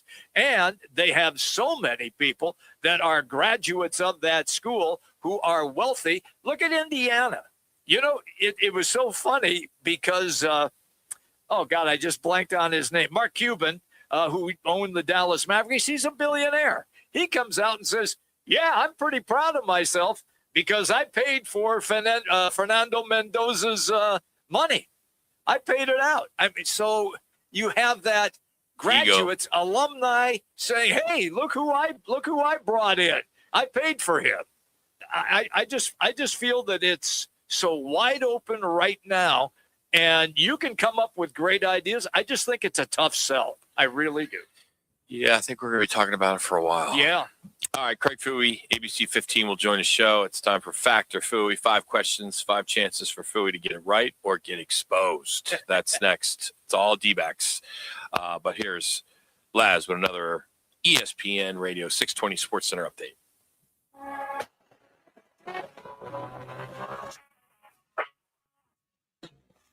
It's now time for your Roc and Manuch with Jimmy B's ESPN 620 Sports Center update. I'm Matt Lazarus. The Arizona Diamondbacks wrapped up their homestand by taking 2 out of 3 from the New York Mets over the weekend. Top prospect Ryan Waldschmidt made an impressive MLB debut, highlighted by a 2-for-4 performance with 3 RBIs yesterday in Arizona's 5-1 win over the Mets. Now the D-backs hit the road as they open up a 3-game set tonight against the Texas Rangers in Arlington. First pitch is set for 5:05, with pregame coverage beginning at 4:30 on 98.7 FM, also streaming live on the Arizona Sports app. This ESPN Radio 620 Sports Center update is powered by Lerner & Rowe Injury Attorneys. In a wreck, need a check? Make one call, that's all. 602-977-1900. That's 602-977-1900, or visit lernerandrowe.com.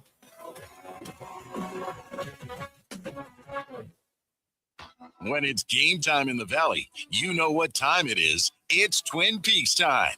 Head to Twin Peaks with 5 Valley locations and massive screens everywhere you look. From basketball, baseball, to hockey, fights, and more, there's no better place to catch every play and all the action. Bud Light is a proud partner of sports fans everywhere. Twin Peaks eats, drinks, scenic views. Join the team at All City Towing, Arizona's largest towing company and leader in roadside service. We're hiring dispatchers, call takers, lot attendants, drivers, and customer service pros ready to grow with us. You'll enjoy state-of-the-art equipment, consistent schedules, full health benefits, a strong 401k match, employer life insurance, and a monthly fuel allowance. Take your career to the next level. Apply today at allcitytowing.com. All City Towing, where your future is always moving forward. When it comes to your roof, you don't want to mess around. And Arizona homeowners and business owners have known that for over a decade. State 48 Roofing is Arizona's #1 referred roofer. Residential, commercial, they do it all. And they've been doing it right here in the Valley for over 10 years. Protect your home, protect your business. And hey, keep your roof sexy with State 48 Roofing. Visit state48roofing.com or call 480-268-4509. State 48 Roofing, Arizona's most trusted roof. When hot is not an option, Stay Cool delivers. From patios to warehouses, shops to summer events, Stay Cool's Slim Cool Elite and Cool Cube mobile air coolers deliver more air for less money. They're rust-free and backed by more than 40 years of experience keeping you cool. Available now online at Home Depot, Lowe's, and Tractor Supply. Shipped to the store or right to your door. Visit staycool-products.com. Slim Cool Elite and Cool Cube. Get yours today with free shipping and beat the heat.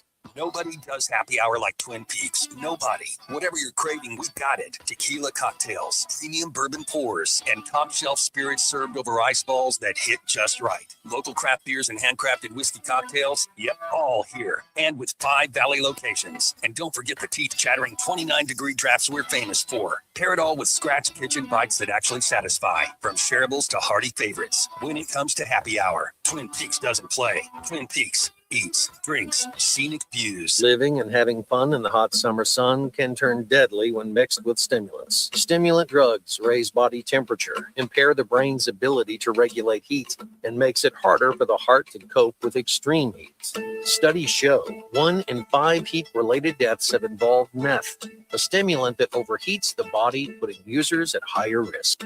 Be aware and stay safe. Meth and heat is a deadly mix. Visit thenewmeth.com. Sponsored by the Substance Awareness Coalition Leaders of Arizona.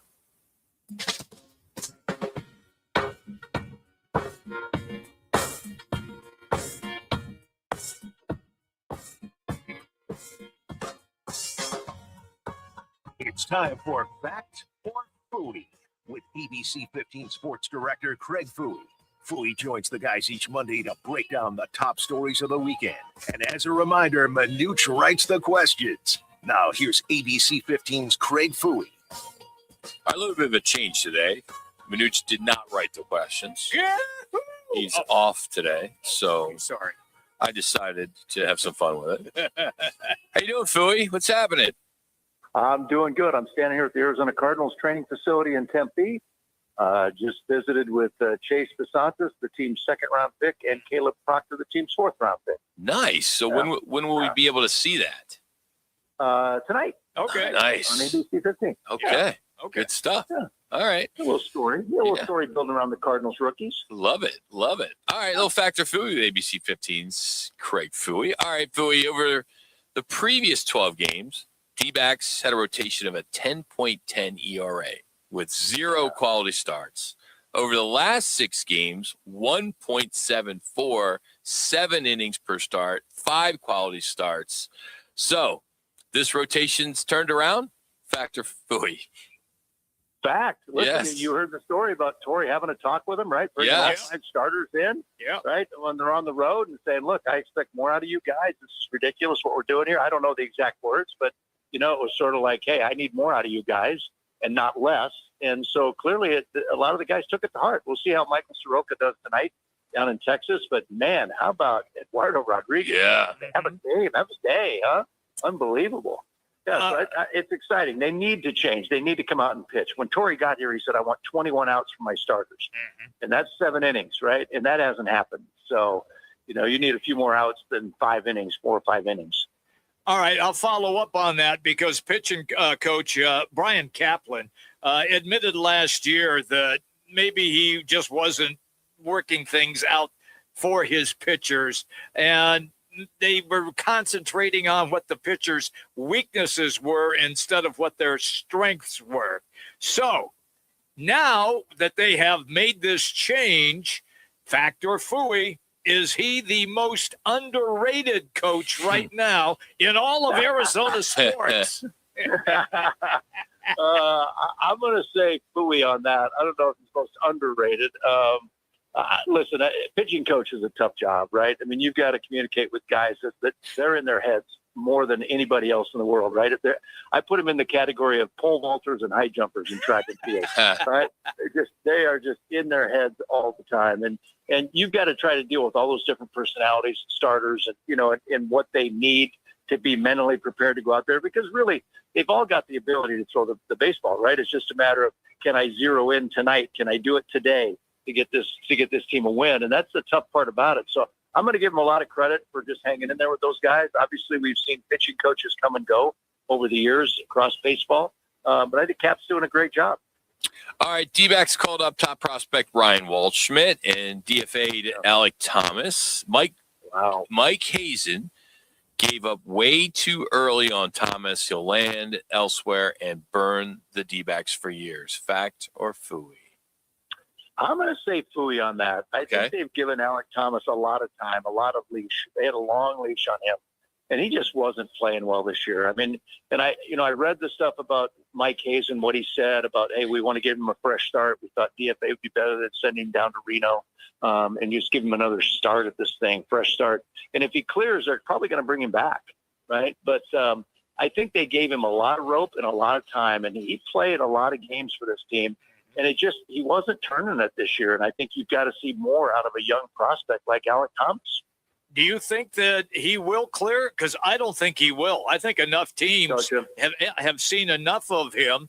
He's got great speed. He's a terrific outfielder. Maybe there's always that hitting coach that says, hey, I can fix it. Yeah, you're not wrong, Jimmy B. I'll tell you what, he does have speed, and he can cover a lot of ground in the outfield, and he hustles, and he's made some great plays in the outfield for the D-backs, but you got to be able to hit, too. You got to have some offense in your game. And maybe there's a guy out there that can do that. There are 29 other teams, right? So maybe he finds a spot. Okay. I hope he does. Okay. Yeah, I do too. Erod, we've already discussed 8 in the third, 1 hit ball for the, I should say 1 run ball for the Mets. Has he now taken over for Gallen and Kelly as the ace of the staff? Fact or Fouhy? Fact. At this point, he sure has, right? I mean, I think both Kelly and Gallen have had some good starts, but way Erod came through the World Baseball Classic and playing in that, he just started the season on fire. And to see him go 8 1/3 yesterday, 4 hits, 1 run, the guy was on fire. And I think he's got a great attitude. I love being around baseball practice when he's out there because he's having fun with people. But yeah, I think he's earned that role. We'll see how. I don't think anything will happen. I mean, obviously, we're still waiting on Corbin Burns to come back from Tommy John sometime in July. Hopefully. And Gallen's kind of turned the corner with some better outings. And Merrill's got to get better. So Merrill came back with that injury, and it just wasn't the same Merrill Kelly. So he was expected to be the ace, and he's not. Do you believe that Rodriguez's weight loss has made a major difference so far this season? It made a big difference for me when I lost some weight. So, yeah, I'm going to say, yeah. I mean, you feel better. You feel younger. You feel like you get a little more energy to you. Yeah, I think it's a good thing. You just got to give up a few of those great things you love to eat and drink. That's all. All right, last one. Torey Lovullo pulled Erod at 100 pitches with, an out or so to go in the 9th. Chase Field booed him off the mound. Lovullo had the right to protect the arm. Fact or Fouhy? Fact. And listen, Torey said it after the game yesterday. He goes, look, I'm gonna be concerned about those guys' health first and foremost. And Erod wanted to go back out there, and he talked to Torey before that. He said, give me 10 pitches, give me a chance. And he went out there, and he just wasn't able to deliver it after he put the runner on base. And Torey went out there, and he said, hey, I appreciate all you did. I just got to protect your arm in this thing. And Erod agreed. So he wasn't, I know every pitcher wants to get the complete game in, but you also have to realize you're trying to win a series, and you hadn't won one since April 17th and 18th. So you needed to get a series, especially against the lowly Mets, struggling Mets team. So the manager always has that call, and he's got to make that call in the best interest of the team for the long run, not just Mother's Day. Fouhy, Shane Doan looks like he's out as the special advisor in Toronto. It's been rumored for quite some time, and his contract was up at the end of June. I know we don't talk much hockey anymore, but we still love the sport and we hope that it comes back. But them hiring John Chaika, that being the Toronto Maple Leafs, is the biggest head scratcher I've ever had in sports. And one of them anyway. And you knew it wasn't going to work with Chaika and Doan. I mean, the way that he treated them, years ago in the Scottsdale little breakfast place or something. But I mean, what are you hearing? I mean, I know Doan's name has been surfaced up for the Vancouver Canucks GM job. That's opened up. But, I know he's kind of spearheading an opportunity to bring hockey back, right? Yep, they sure are. He and his wife are involved in that and trying to get hockey back to the Valley, and I hope they find a way to do it. But Donor will find a home. And the Chaika thing, the Leafs are taking so much heat over that. Oh, they should. Yeah. They should. That is just unbelievable. Even in the press conference when they introduced him, the media was just pounding him. So, it's sad for Donor, but Donor will find a home. He's got so many people that love that guy, and he's worthy of it. He's just a great human being, a great hockey mind, and he'll find a home. I'm not concerned. But the Chaika thing, holy cow, you got to be kidding. Yeah, it's like it's one of the biggest head scratchers, Fouhy. Yeah. I mean, the guy had no success here, and then you go into one is arguably one of the biggest cities for hockey in the world, and you're right. That press conference, I felt bad for John just sitting there having to take it from those presser guys. They were brutal. They didn't hold back at all. You would have thought that was in New York. I know, but remember when he got here, he was a young guy, analytics guy. Yeah. He's going to make this thing work. And, what a mess he made here. And then to get out of hockey and and end up in the food business, whatever the heck he's been doing. Yeah. And now he's back in with the Leafs. I mean, it's just mind blowing. Mind blowing. I'm with you on that 100%. Hey, before we let you go, a lot of the talk right now is about Wemby, as Wembyama just murdered Naz Reid in that game with the high elbow. So it was a flagrant 2. They kick him out of the game. Now the NBA comes out, though, and says there will be no fine and no game suspension. So my question to you is, you've been covering sports a long time. Where are you on that? I'm not a fan of the rules in the NBA. I'm just not. The stars always get the calls. They know what drives the TV viewership and the attendance and the money, and that's the stars, right? And so they will bend over backwards to get the stars into those games regardless. And we've seen it for years with the flopping and all the crap that goes on forever. And LeBron will get a call. Wemby now will get a call. This guy will get a call, but that guy won't, right? Because he's not worthy. I mean, it's a joke in the NBA, and I think everybody knows it. And they've got to clean up their own backyard right now. They got to fix this, but it's a mess. It just is a mess. I've been frustrated with it for years. So, Philly, when are we going to be able to see those cuts? What time? Putting it on tonight at 6 and 10. So Okay. we'll get some stuff in the night. Got it. All right, we'll be watching. Thanks as always, buddy. Appreciate it. You got it. That's Craig Fouhy, ABC 15, joining us for Fact or Fouhy, as he always does. Next up, the NFL schedule. It's the release week. We love it. Yes. We've got Cowboys-Giants opening Sunday Night Football, so we'll get into that. Somehow Kyler Murray is in a real quarterback battle in Minnesota. Yes, we'll tap into that as well. Some interesting stuff as we go around the NFL next. Right in the heart of Arizona Athletic Grounds, one of the largest youth sports complexes in North America. Bristol's is the ultimate hangout for families and sports fans in Mesa. Come experience amazing double-decker cheeseburgers, award-winning wings, smoked barbecue, and fresh, craveable salads. With seating for 500, a full bar, 20 beers on tap, and over 100 TVs, happy hour Thursdays, Friday and Sunday from 4 till 6, plus trivia night every Thursday night. Bristol's, where Mesa comes to eat, watch, and win. Rock for WrightToyota.com. At Wright Toyota, they'd like you to get to know them. Their goal is to make buying your next vehicle the kind of experience that earns your recommendation to family and friends. They invite you to use all their innovative web tools on WrightToyota.com. So if you're looking for a new or pre-owned Toyota, head to their interactive website at WrightToyota.com. The right price, the right selection, all at WrightToyota.com. You push hard, you train hard. Shouldn't your soda work just as hard? Meet Who Knew, the superfood nutrition soda packed with whole vitamins, electrolytes, and antioxidants. Only 5 grams of natural sugar. Over 2,000 5-star reviews. Voted the #1 soda for athletes. Whole food nutrition, great taste. That's Who Knew. Go to HUNUsoda.com and use code ESPN for 10% off your first order. Who Knew Soda. Soda that's actually good for you. HUNUsoda.com. Code ESPN. I was in a wreck. I need a check. I was in a wreck. I need a check. I was in a wreck. I need a check. I'm Kevin Rowe from Lure & Rowe, and we've been serving Arizonans for 20 years. Make the best choice after an accident. Call 977-1900. That's 977-1900. Lure & Rowe, it's the way to go. Call 977-1900. 977-1900. We get it. A meal shouldn't cost you nearly $20. And we agree.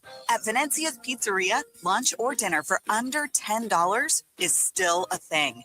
And for an even sweeter deal, stop in and grab a Slice Rewards card. Get a stamp for every qualifying Slice special. 10 visits, 1 free qualifying special. Simple. And every Tuesday, we double your stamps. That's your free pizza twice as fast. Venezia's Pizzeria, a family tradition with great rewards. Your everyday choices can help shape your future. Choosing healthy meals rich in fruits, vegetables, whole grains, and lean proteins, along with consistent exercise, can help reduce your risk of dementia. Even small changes, like a short walk a few times a week or eating less processed foods, can make a difference. Eat smart, move more, protect your mind. Visit alz.org/healthy habits to learn more. This message is sponsored by the Alzheimer's Association and the Arizona Department of Health Services.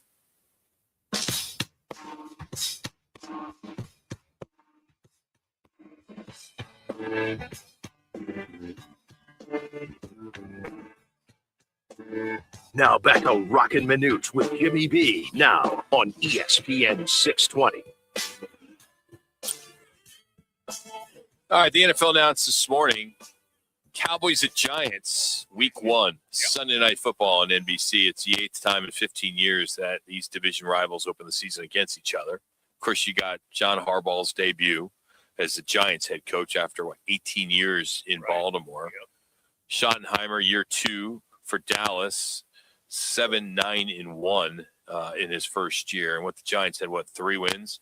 I know the internet's going a little crazy over this because these two teams were so bad last year that you're opening up, Sunday Night Football with that. But Cowboys sell. We know that. New York, of course, the media market, we get that. New York.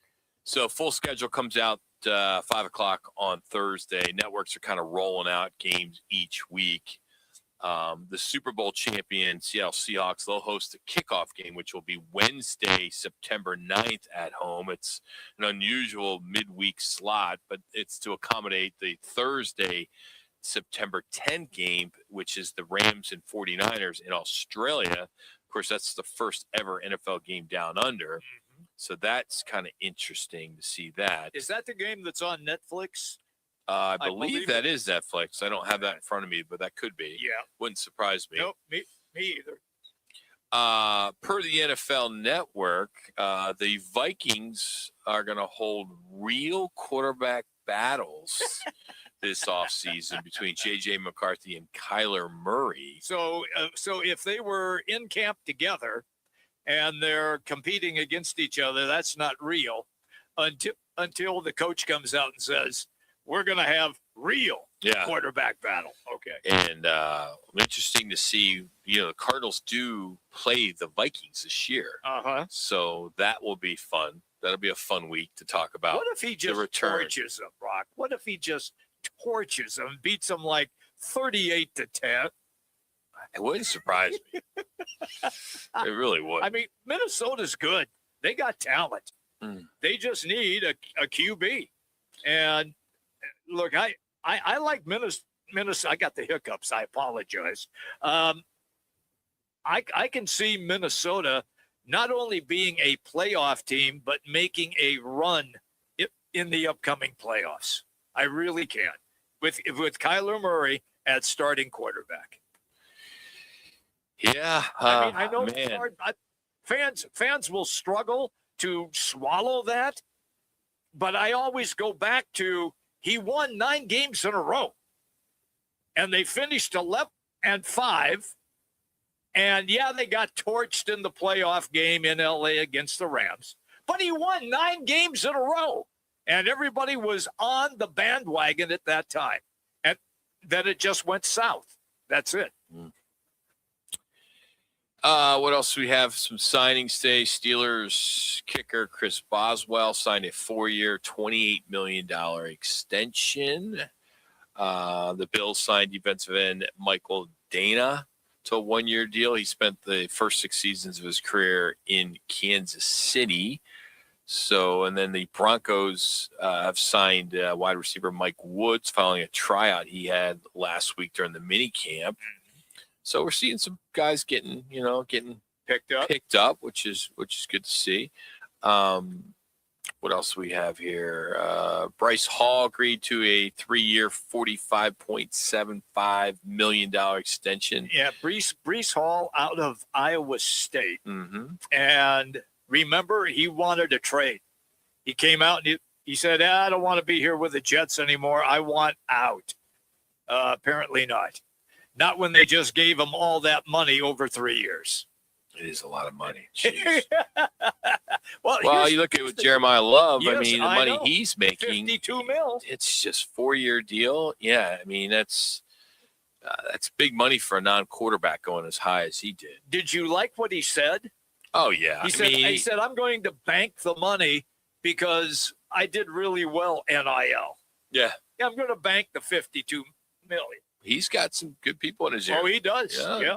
Yeah.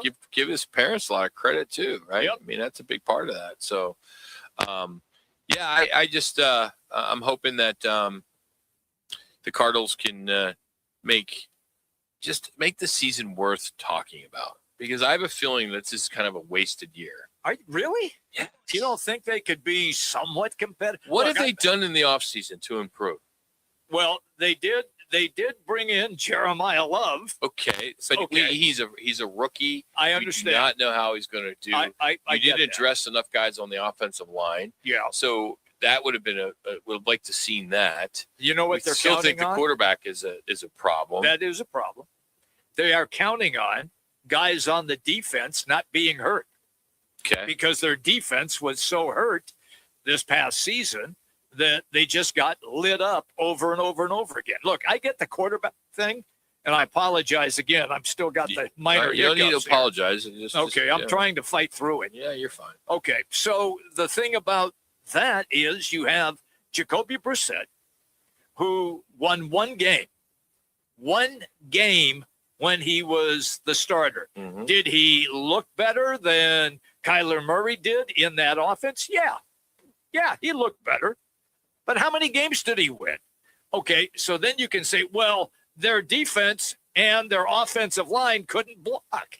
Well, every team goes through that, but the Cardinals went through it worse than anybody else because they could not win. So I know that they are counting up people like Walter Nolan to be healthy and be a disturber on the defensive line. They're hoping that because they went out and spent all that money last year, over $100 million, that it will work this coming season. And to be honest with you, Rocky, you just have to hold your breath to see if those guys can play. Yeah, that's definitely going to be the case. Yeah. You know, the story that's still out there is the Mike Vrabel and Diana Rossini, formerly of The Athletic. Now the Patriots, has come out today, Mike Florio has said that the Pats may try to get her to sign an NDA to keep her quiet about the relationship with Mike Vrabel. There's also some reports today that he may not make it to September, that they may fire him there. Yeah. Again, this all stems from when they were spotted earlier this year in Sedona. And, of course, some multiple photos and videos have surfaced of them hanging out socially and things of that sort. They're both married and kids and all that kind of stuff. And she's married to a Shake Shack executive. And she's got a couple kids, and he's got a couple kids, a longtime wife, but she's now stepped down from The Athletic. And but this NDA angle is quite interesting. Some type of settlement, would be interesting to see. Adding that, she'd have to tell the story, and the questions and all that stuff will come out, and it sucks. I mean, it really what does. they did is wrong. Yeah. But the fact that the world has to exploit it, that's the part that I hate. I'm with you on that 100%. Welcome to the world of new media. Yeah. Because they are sharks in the feeding tank. Mhm. They were looking for something, and then all of a sudden they got it, and they have sunk their teeth into it. Look, I don't give a damn about Vrabel and Diana Rossini. I could care less. That's their headache. That's their own personal issue. So let them take care of it. Let's play football. I simplified it, and people are saying, well, like what you just, they've got kids, and no, it's none of your damn business. It's not my business. No, it's not your I don't business, care. Rock. Yeah. Yeah. So it's their problem, their issue. It's got nothing to do with the New England Patriots. Let's just play football. Let's go. You got Peacock Network? Unfortunately, I have it. Yes. Yeah, this just came out just now that week 17. Yeah. NBC and Peacock will have a doubleheader. First game will be on at 1:30 our time on both NBC 12 and Peacock. But then the second game will stream exclusively on Peacock. Of course. And then they'll do the same thing in June. That's January 2nd. And then they'll do it again on Sunday Night Football. Great. Thanks. Yeah. How about that? I can't wait for the segment. I'll give you a shameless plug. Coming up in hour number 3, ladies and gentlemen, my esteemed colleague, Roc, is going to break down how empty your wallet is if you want to watch all of the NFL games. Yeah, you need 12 different networks. It was great when it was just, CBS and NBC, and then Fox came along, and there was 3. Yeah. Then ESPN came along, that was 4. Yeah. So I was okay with that. Right. But ESPN you got on cable and then on the dishes as well, like DirecTV. Sure. You got that. But now you have ESPN, ABC, so that's kind of 1, but it's really 2. Right. Then you have, obviously, CBS. And Fox. And NBC. and Peacock and Prime. And it's Netflix. Just ridiculous. It's... All right, we'll get into that. I can't wait. I'm looking forward to that. But before we do that, is Ryan Waldschmidt the everyday guy in center field now? D-backs head to Texas tonight, 3 games against the team that broke their heart in 2023. Got a full series preview, the matchups. I know it's a little early to talk wild card, but we can jump into that. It's never too late to talk a wild card. I mean, everybody makes it, right, for the most part? No. All right, we'll get into that next, and then we'll get into more on Trump just ripping Roger Goodell, saying the NFL is killing the golden goose. Pretty funny. We'll dive into that, too, because the numbers are staggering. It's Roc and Manuch with Jimmy B. No Manuch today. We gave him a week off, and we get to have some fun without him. Hour number 3 is next, right here on ESPN Radio 620.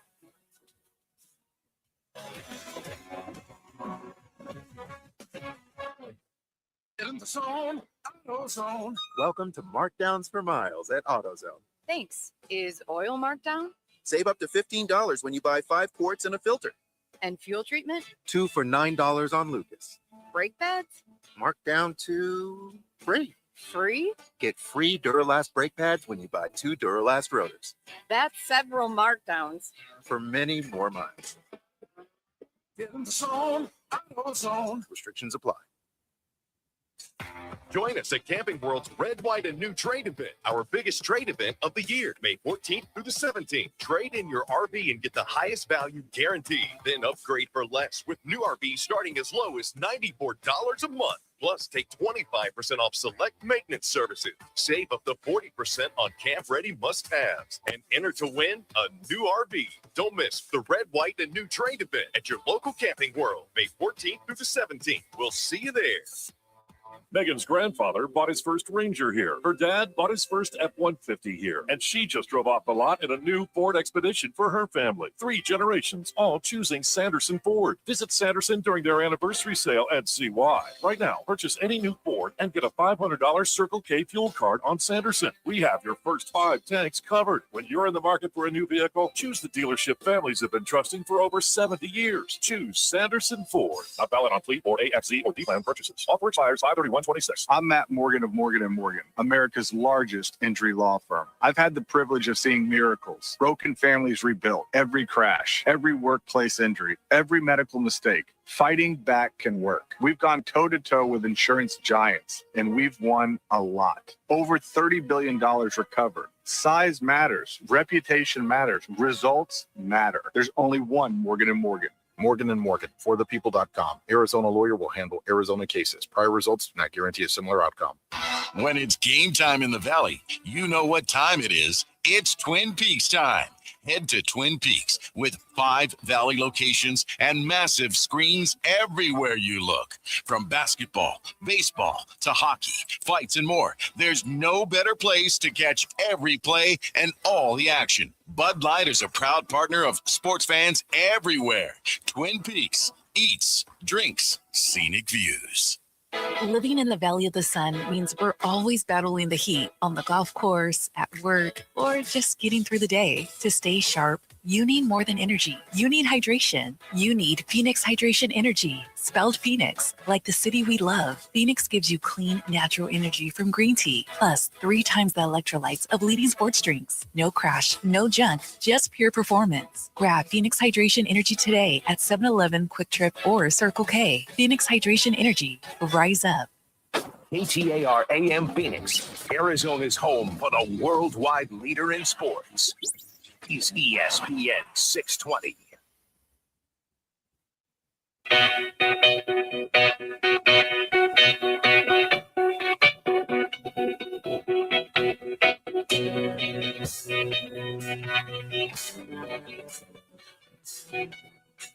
Now back to Roc and Manuch with Jimmy V. Now on ESPN 620.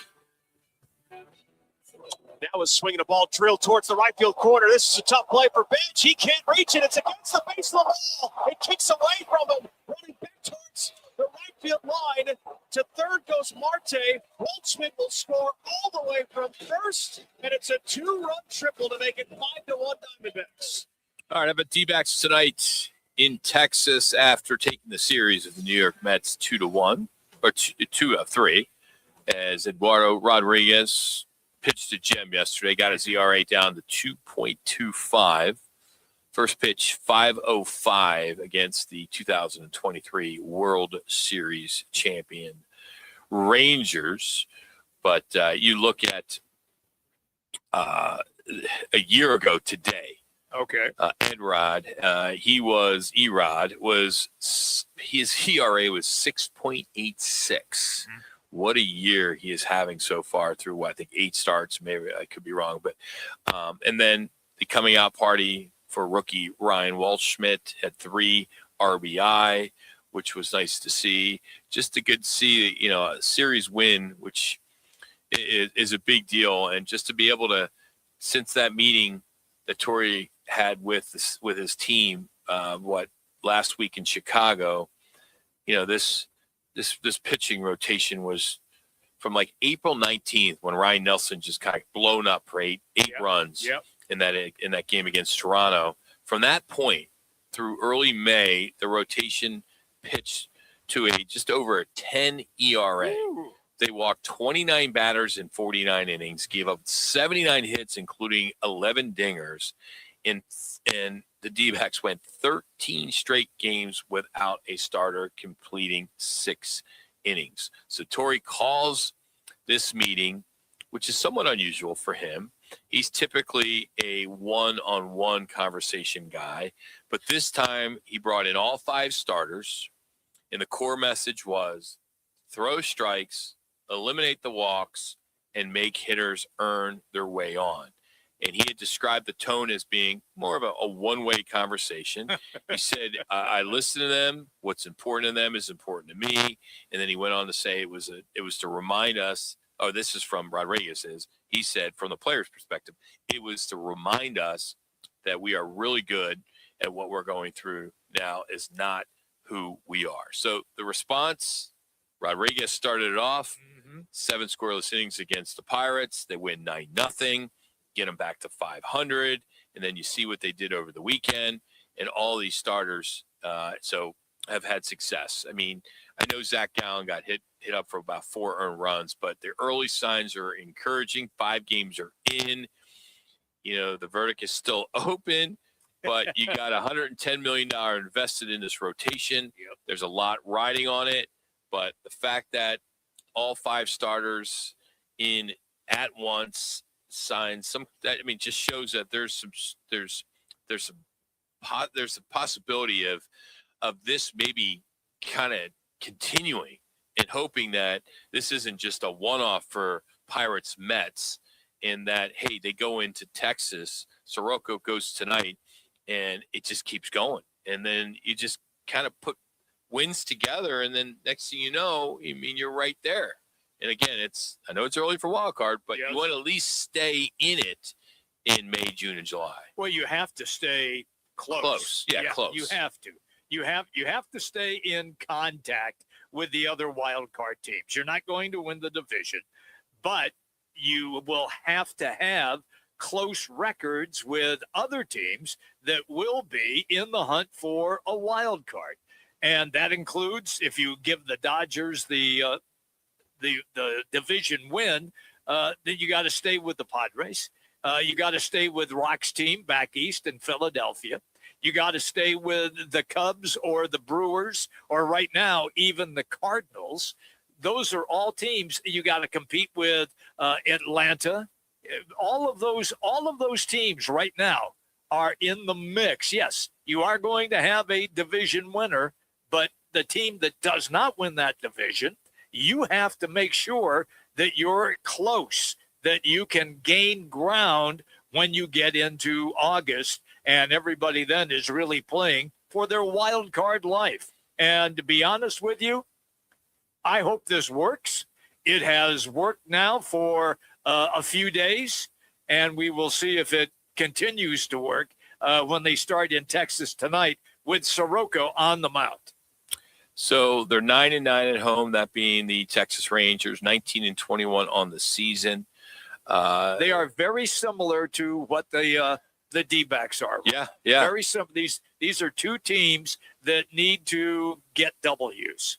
And they're a team that doesn't come back when it gets behind. They're 0-21 when trailing, entering the seventh inning. So if the D-backs can get on them early, but when they do have a lead, they're 18-0 when leading, entering the eighth inning. So, we'll see tonight. Soroka, as I mentioned, on the mound, he needs to bounce back against, he bounced back, I should say, against the Pirates. He gave it, one run and six innings. So he's been playing pretty well because he got tagged by the Brewers the game before that. They lit him up. Yeah. But the Brewers are another team that is not a huge money team that finds ways to win. They just find ways to beat you. And I believe in the last, I thought I saw this stat in the last week, they have had not one, not two, but 3 walk-off victories just in the last week. I wish the D-backs had some more left-handed pitching because the Rangers are batting under 200 against left-handed pitching. Lefties? Yeah. They Lowest don't in have any baseball. lefties Lowest in in the baseball. bullpen. Oh, man. So, I know. Yeah. Look, it's you want to get excited, but they aren't 500 yet. They're a game under. The Rangers, as you just alluded, are 2 games under 500. So this is a pretty even matchup right now between these two teams, meaning Texas and the Diamondbacks. I want to see if what has taken place with everything that we have talked about so far on the show, I want to see if indeed it carries over to on the road, because the road, as everybody knows, is so different than being in your home park. yeah, I agree. No, that's much different. You don't sleep in your bed. You just, but then again, there's some teams that have success when they're, when they're on the road. I agree with that. Yes. Not the D-backs, but we talked earlier with Barry Bloom. I had no idea because I haven't really followed. We haven't seen San Francisco yet. And what a train wreck that is have become that they're going to unload $600 million in contracts. Wow. You wonder, who on that team could help this D-backs team right now. I was just thinking about that. Who do you go shopping for? Maybe a left-hand reliever? Yeah, that would be one. They got one. I haven't looked at their roster here, but I should. Hey, lad. You want to make a run at Robbie Ray again? Yeah. Check out the Giants roster for their relief pitchers. See if they've got a quality lefty in there that maybe they should make a run at. Look, I don't know how much they're willing to spend either, meaning the Diamondbacks. Would you make a run at Robbie Ray? I would. Isn't he a lefty? Yeah. Yeah. I mean, Robbie Ray he's 2-4 this year with a 2.95 ERA through 7 starts. Yeah, but he's a starter. Okay. Well, okay. So then what are you going to do? You're going to kick somebody out of the rotation. Yeah. So it'd be Ryan Nelson. It'd be Ryan Nelson that you'd kick out. In the bullpen, they have one singular lefty who has a sub-7 ERA, so I don't think we're interested in that. Okay. But Robbie Ray, not a bad idea. He'll pitch better here than he probably is right now in San Francisco. He loved it here, and he always pitched well at Chase Field indoors also. So. Is he making a lot of money, though? See, that's yeah, gonna be a lot issue. of money. Yeah, at a bad age. Yeah, that's what I thought. Yeah, that's going to be a big issue for the Diamondbacks, because you have to remember when they really went wild after the World Series and they upped their payroll for those 2 years, and then things didn't work out. Then they started to unload that capital. They spent all that money on Corbin Burns, who we haven't seen and may not see this year unless they're in the race and they say, okay, by August, you're good to go. All right, so Robbie Ray's in his final year of a 5-year, $115 million contract. He originally signed with the Mariners after winning the Cy Young in the American League. He's set to earn $25 million this year, and then, of course, will be a free agent after the season. But sure, they work a deal where, the season's half over or getting there. So San Francisco picks up part of that salary, and you make it work, right? Hell yeah, you can make it work then. Yeah.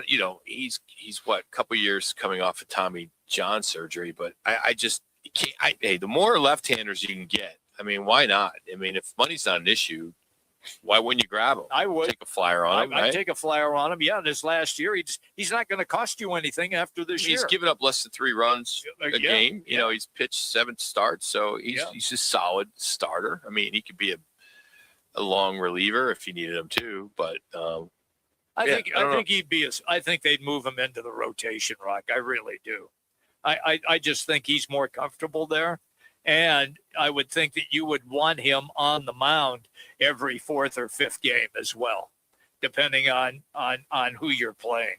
And to be honest with you, if he is under 3 with his ERA, then even though his record doesn't indicate it at 2 and 4, that means he has had quality starts. He's not getting run support from that Giants team.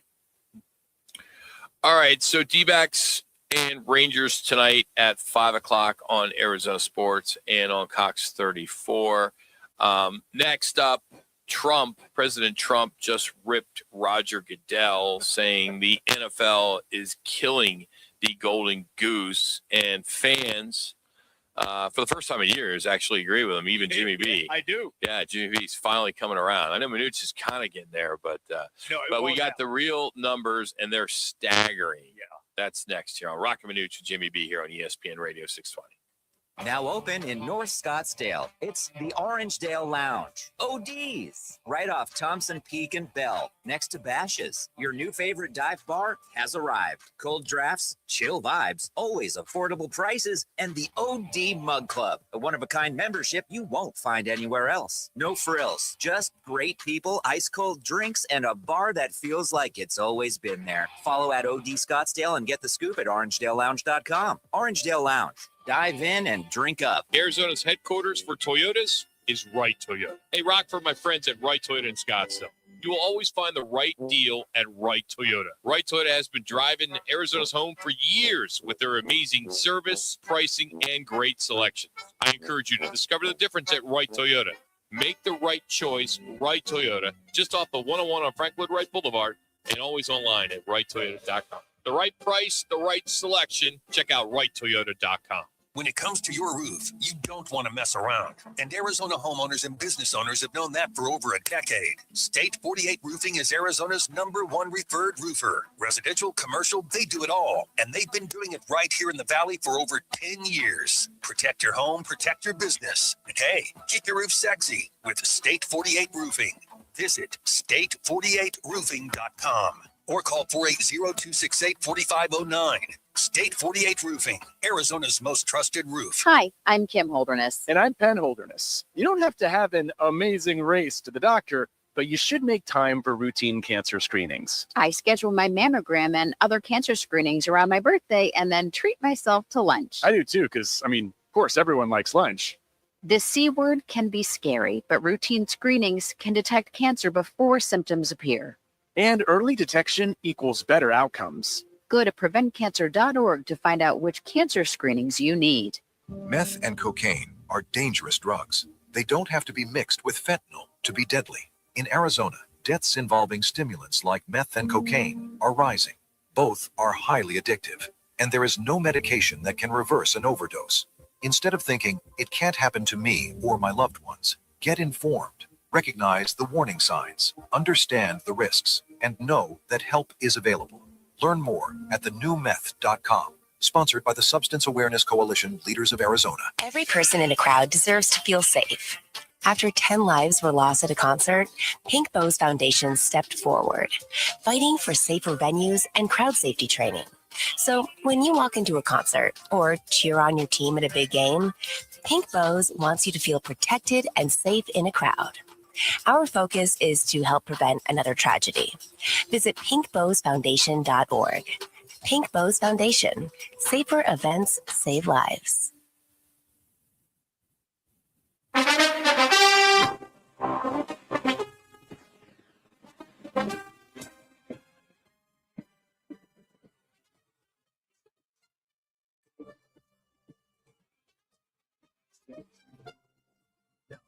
Roc and Manuch now on ESPN 6.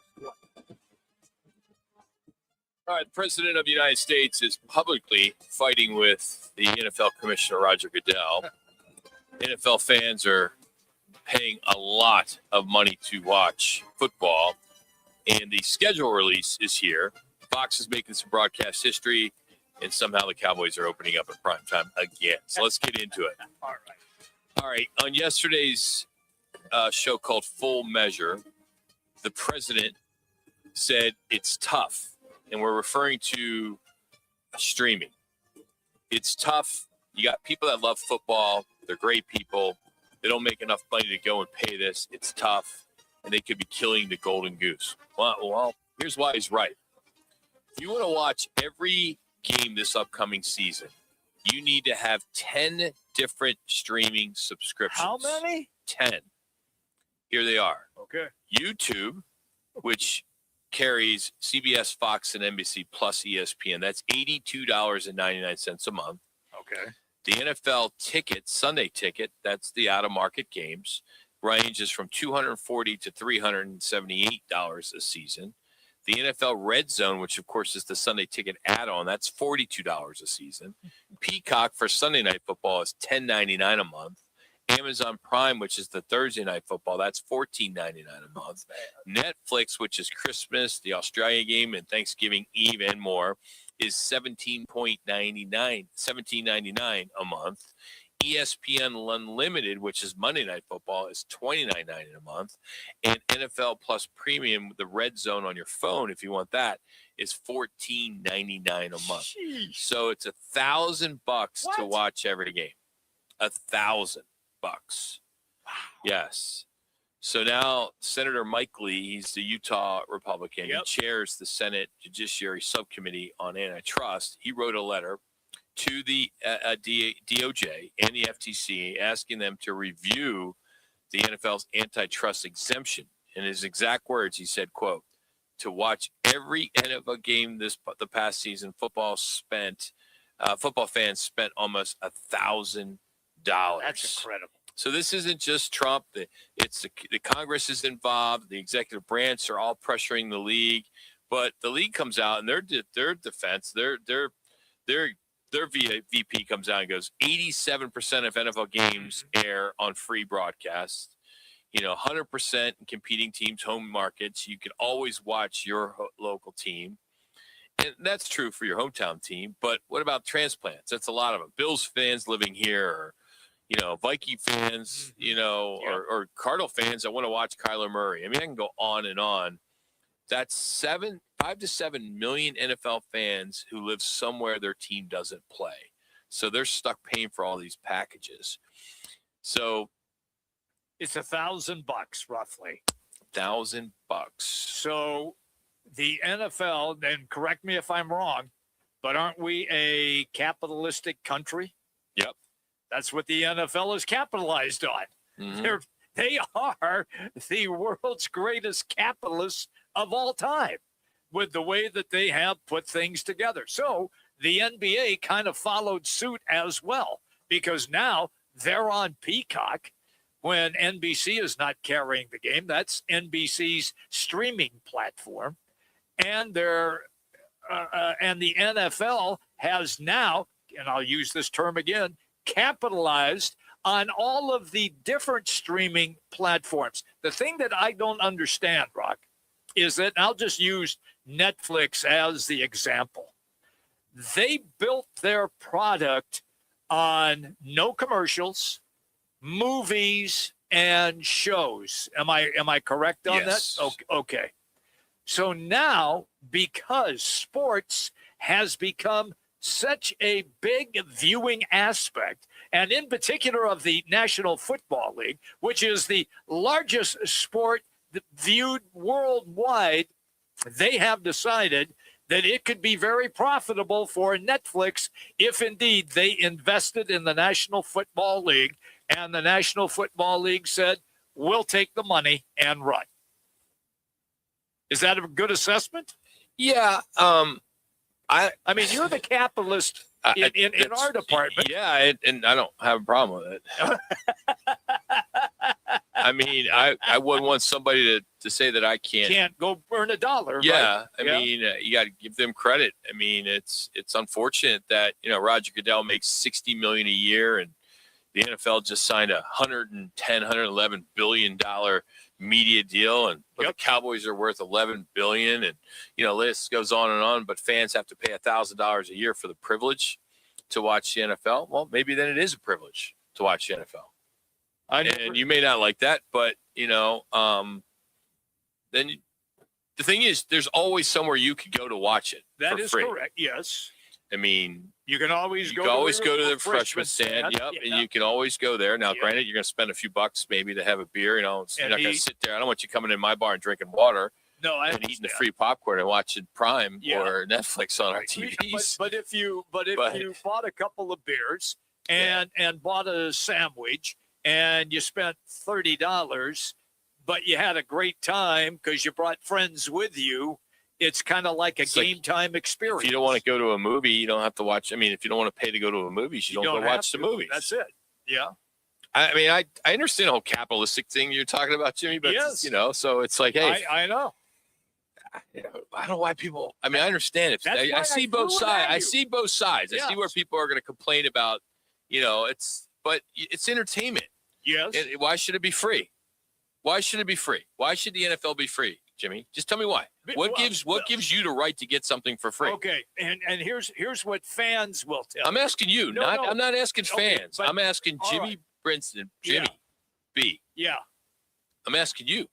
Why do you feel entitled that you should have the NFL for free? Because I've been a fan for freaking 92 years. So? And I've been watching it for free for all of that time. And you should not take that away from me. Why? What makes you? What makes you? It's Not my everything. favorite pastime. So was okay. My favorite pastime is playing golf too. I like to play golf, but I can't play golf for free. Oh, I can. I know people. Okay, I'll hook you up. No, okay, now not realistic here. Okay, let me get real, because that was the fan in me. I wasn't asking about the fan. I know. Now you're going to ask me, and I'm going to tell you that I understand the capitalist system in this country. I have used it to my advantage many times, as you have. Sure. And so consequently, I find it difficult to side with the president, with the FCC, with the DOJ if they try to investigate and try to change things, especially when you drop that number out that said nearly 85% see the games for free. That's still a monster number. So the games that you don't see for free, you would have to make an investment. And if you want to watch those games, then you would make the investment. I'll use your movie thing. If you don't want to watch those games, don't buy it. Yeah. That's it. It's that simple. It's not really that simple is. because you had a problem earlier today when I told you it was $1,000. Yes. You lost your mind. I did. I didn't realize But it now, was that much. okay, but now you don't have a problem with it because 85% of the games Are free. Are free. Correct. If So I were- you, as many people do, Yes. you just read a headline. You don't read into the story. Oh, the Which, fine if I print, would have you're just telling me? said, if I would have just said, fans are going to pay $1,000 to watch the NFL this season, people are losing their minds. Yes. But when you start digging deep into the story, 85% of the games are free. Or, and they're really not free. I mean, you still got to buy it. You have to have a TV. You got to pay the electricity for the TV. Yeah. I mean, it's No, you're still you're still paying for it. I get it. But you're paying, nickels and dimes opposed to big dollars, and having a Sunday ticket for $300-400 a month. I think what it or a year. is, I think what it is, Rock, is streaming sucks. I totally agree. I think it's something because of our age. You talk to Laz, who's in his 20s, has no problem with streaming because that's all they know. I love cable. It is, and I love DirecTV. direct. It's so easy. It is. And when I travel, which I did this week, being out of town in the hotel rooms and trying to get the stream, it's all streaming. And it's a freaking pain in the ass. I'm with you 100%. And the best thing about it, on my television, and I have DirecTV, I can watch 3 to 4 games all at the same time. Just by I watch a play, punch to the next game. Watch a play, go to the next game. Can't do that in You streaming. can't do that in streaming. And that sucks. And for a person like me who likes to watch other games and other players, because I'm a players guy more than I am a fan guy. Sure. Okay. So I want to watch the best players. And if games are on, then I can pop from one to the next. And like what you just said, you cannot do that streaming. You have to get out of that stream, then dial up into the next stream. It's a pain in the ass. Yeah, I absolutely agree. All right, Frank Sanders is going to join us. I want to get a player's perspective on schedules. Okay. With these schedules coming out, when he was playing for the Cardinals and the Ravens, was that something that people talked about? Do they look forward to the schedule being released and all that kind of fun stuff? So we'll talk to him about that and much, much more as we continue on. But here's Laz with another ESPN 620 Sports Center update.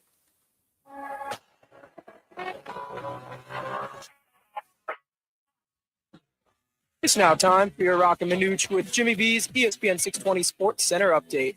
I'm Matt Lazarus. The Arizona Diamondbacks wrapped up their homestand by taking 2 out of 3 from the New York Mets over the weekend. Top prospect Ryan Walschmidt made an impressive MLB debut, highlighted by a 2-for-4 performance with 3 RBIs yesterday in Arizona's 5-1 win over the Mets.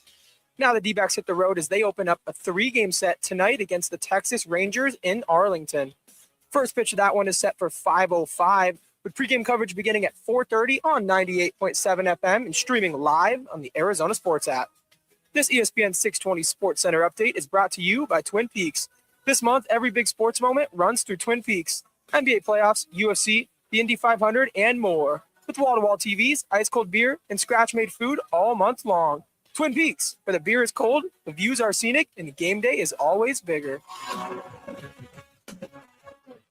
Let me remind you, Thursdays are where the weekend starts at Twin Peaks Restaurant.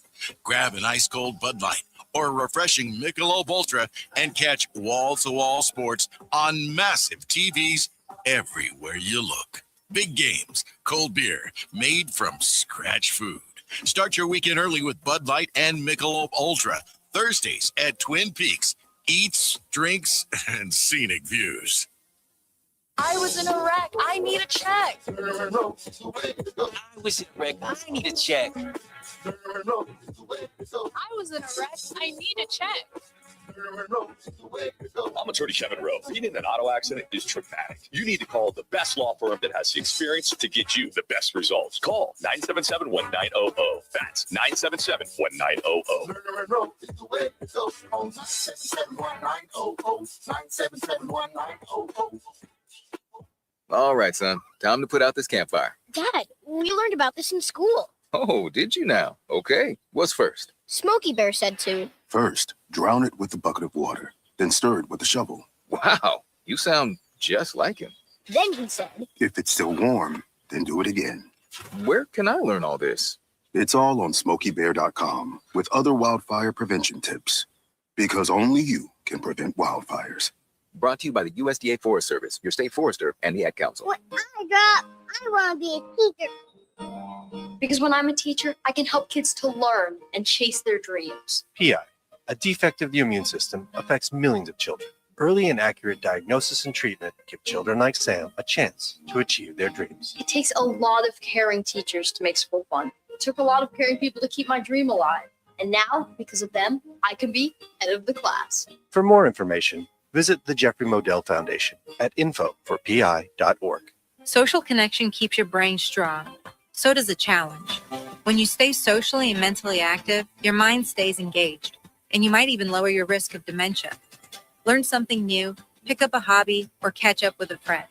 Up to 40% of dementia cases could be prevented or delayed by addressing risk factors like loneliness and inactivity of the mind. Explore alz.org/healthy habits for more tips. This message is sponsored by the Alzheimer's Association and the Arizona Department of Health Services. I work for the Arizona Department of Public Safety Commercial Vehicle Enforcement Unit. Any idea why I stopped you today? No, sir. I stopped you for distracted driving. Arizona law prohibits the use of electronic devices unless they're hands-free. Truck drivers see everything, except their blind spots. Cutting off a truck is like cutting off a freight train. It's dangerous, so stay focused on the road. Visit sharetheroadaz.com to learn how to drive truck smart. Sponsored by the Arizona Trucking Association Foundation and the Arizona Governor's Office of Highway Safety. He played 8 seasons with the Arizona Cardinals. The Sandman. Sanders got it! Touchdown, Auburn! Frank Sanders from Dix. Auburn's ahead. Frank Sanders joins Roc and Manuch with Jimmy B. right here on ESPN 620.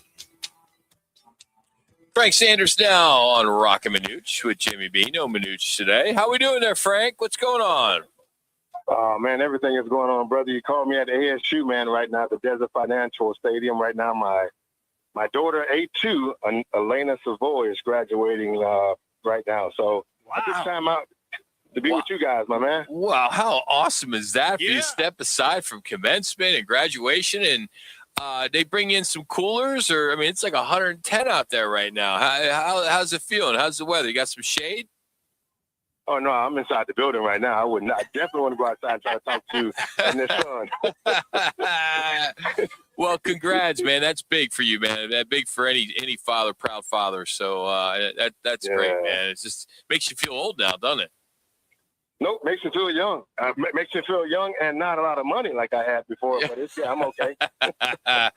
Hey, we're talking about the schedule, like the NFL schedule, and I'm just curious, as a player, how big was the schedule release day in your career? Like, take us inside that locker room. Was there conversation when the dates dropped, and what did you look for first? Number one, the excitement of it, because like whether you're a rookie or a veteran, you got there's teams that you want to play in-house regardless to like your conference. Then you start paying attention to the other teams you get to play from a kid's version of you that shows up that says, you know what, man, I get to go to Dallas.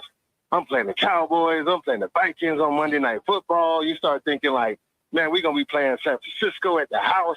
Like your mindset changes because that's the little boy in you that shows up about the game of football that says, still, no matter who you play against, you're playing in the National Football League, and this is, historical values of all the things that you watch, the teams you play with Madden or on Xbox or any other sporting game. So it's a great moment, honestly, when you think about it. I know from the fans' perspective, the fans kind of get excited as well. The national media and the NFL does a wonderful job of keeping the excitement there.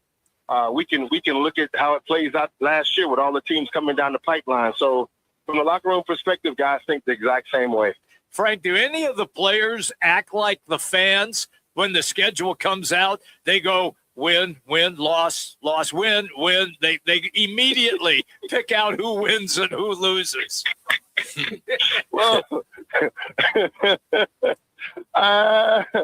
well, if they will say that, but they'll probably say, man, if everything goes right, everybody's healthy during this time right now, man, we'll be in a good situation by week 4 or week 5, something like that. But we don't want to say that on air. No, I know that. Yeah. I just wondered if it took place. Right, depending on who we playing. And if they got their full roster, you kind of got to play that mindset a little bit. But yeah, guys do that, man, because they know what they got. When you know you got an arsenal and your team is solid, and you got guys that are dogs that's gonna go out and play 4 quarters of football. Yeah, you stand tall like that because you want the confidence of knowing that what your record could be, it really can be that if we go out and play football. Frank Sanders joining Roc and Jimmy B today here on ESPN Radio Phoenix. How many, I know it's not your fault because the Cardinals weren't very good when you were there, but can you recall how many primetime games you played in? I would probably say in the 8 years here, probably 9. 9 of the primetime games. Yeah, 9 primetime games probably. Definitely a couple Christmas games. We probably with some other teams homecoming, but we showed up differently. So yeah, yeah. I mean, preparation for primetime. I mean, it's kind of. Is it any different? I mean, that's probably different now because it seems like everybody can watch games. But as a player, 15, 20 years ago, I mean, how ramped up were you to play on primetime? Oh, same thing, Jay. Same thing, big dog. Look, when you call me in to be the scrambler, number 1 player, I got to come ready to play. So it's the same thing. It's all relative. No, but all the guys get jacked up, man. It's the same thing because they know they're on primetime television. They know 100% the world is watching, and it's an opportunity to prove who you are and what you've done in the off season. But more importantly, as a team, that you guys are come ready to play, no matter who's your opponent. And I think there's it's unfortunate sometimes when teams that we watch don't show up in primetime moment. But you knew they came out with the intention, but maybe the other team had better intentions, and they actually executed their game plan. But no, every guy get ready for that moment, man, because you don't want to be embarrassed. Like one thing that we do know is that when people talk about tanking and players, not giving their all, one thing you take hot on that film and that television is your butt getting kicked. And so that's one thing you don't want to happen. How big do you think when this schedule comes out on Thursday that Kyler Murray is excited about coming back to Phoenix as a Viking? And if he is the starter, or if he is going to get in, if he wins the battle, if there is such a real battle with J.J. McCarthy, how pumped do you think he is? And what kind of game do you think he's going to want to have?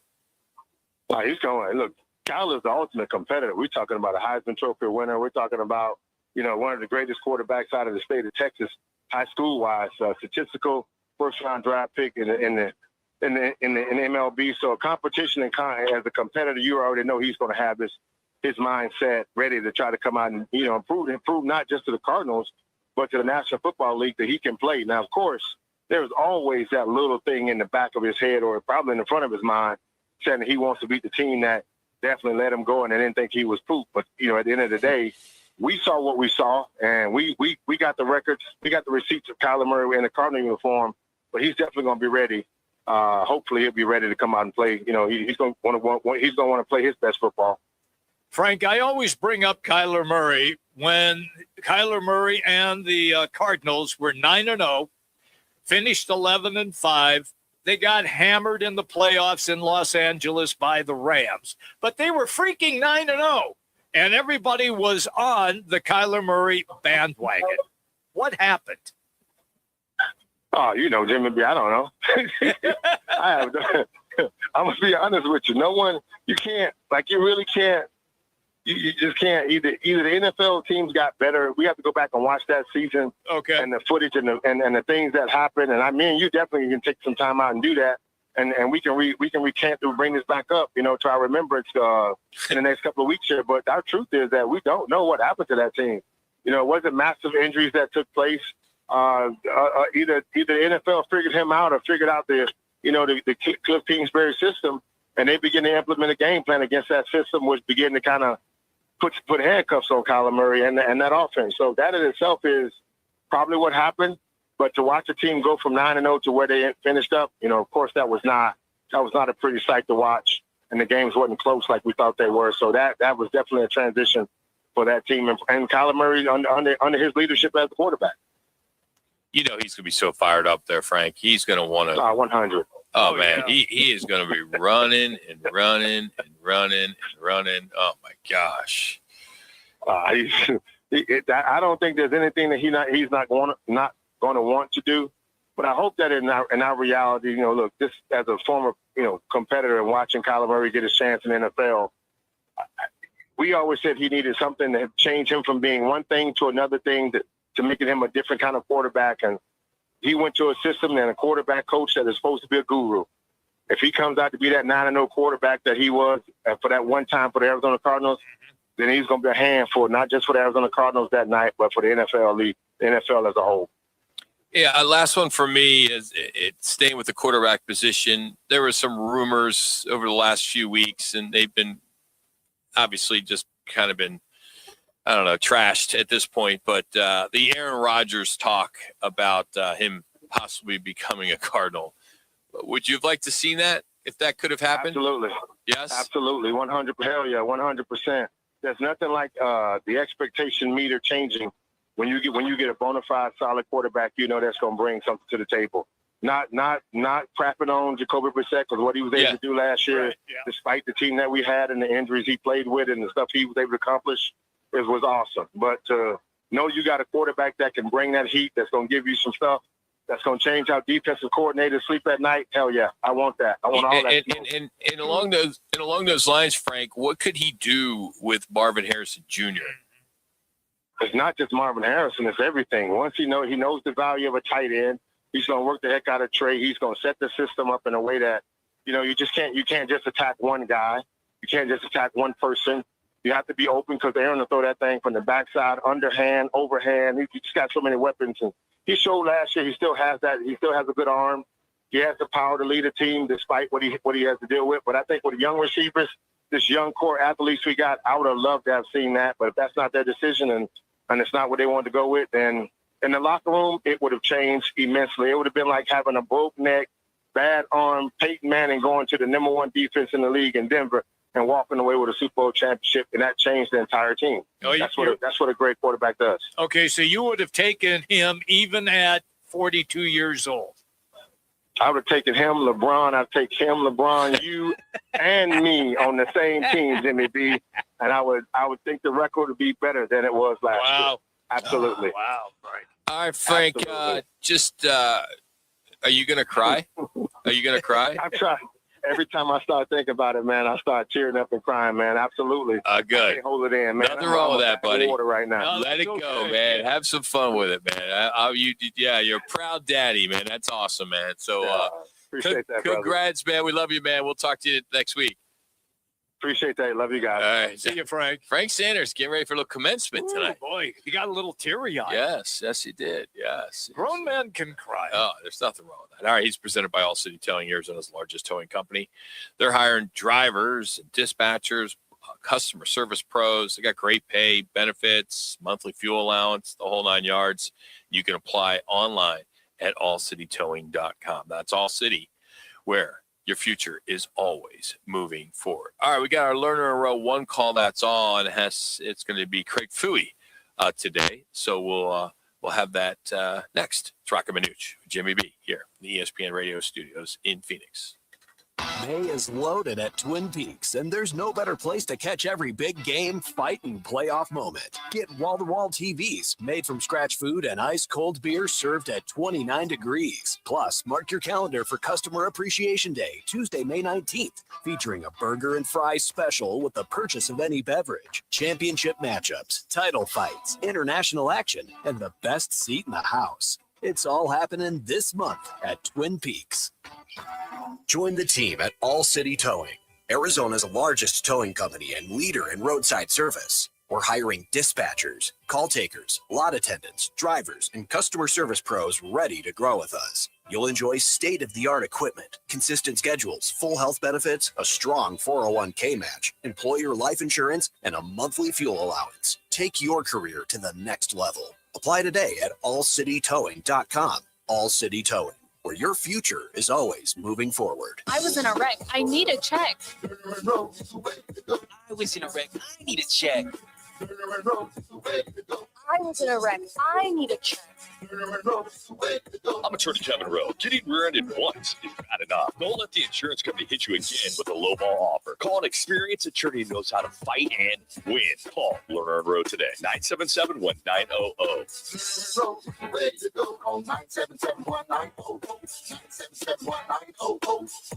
Need to feed a crowd? Let Venencia's bring the flavor to your next event. We know you have a lot of options when feeding a large group. Ordering directly from Venencia's means you get the best service and the absolute best pricing. There's no per-person fee. Just tell us how many people you need to feed, and we'll come up with a perfect plan to ensure everyone's well-fed and happy. Grad party, office celebration, family reunion. Invite Venencia's to the table. Text catering to 411-24/7. That's catering to 411-247 or Venencias.com. Chris Canty here. PayPal is now the official peer-to-peer payment sponsor of the NFL, which means all the money moments that your fandom creates, whether splitting tailgate costs or chipping in on tickets and game day food between friends, are covered. Wherever the game is played or watched, PayPal moves with fans. You can send money through text, email, or directly to your friends with eligible accounts on Venmo. Just download the PayPal app and share all the moments that matter. Account with PayPal is required, not available in all regions where PayPal operates.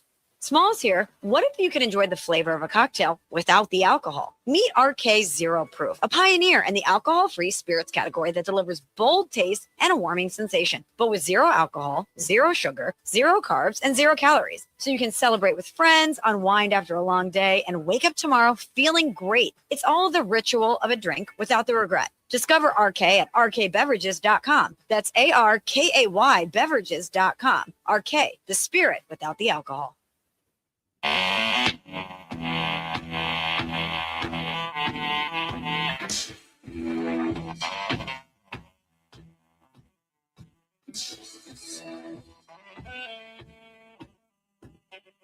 It's the Lerner and Rowe one call, that's all call of the day. If you're looking for a full service law firm, just make one call, that's all. 602-977-1900. Lerner and Rowe, voted Arizona's best law firm.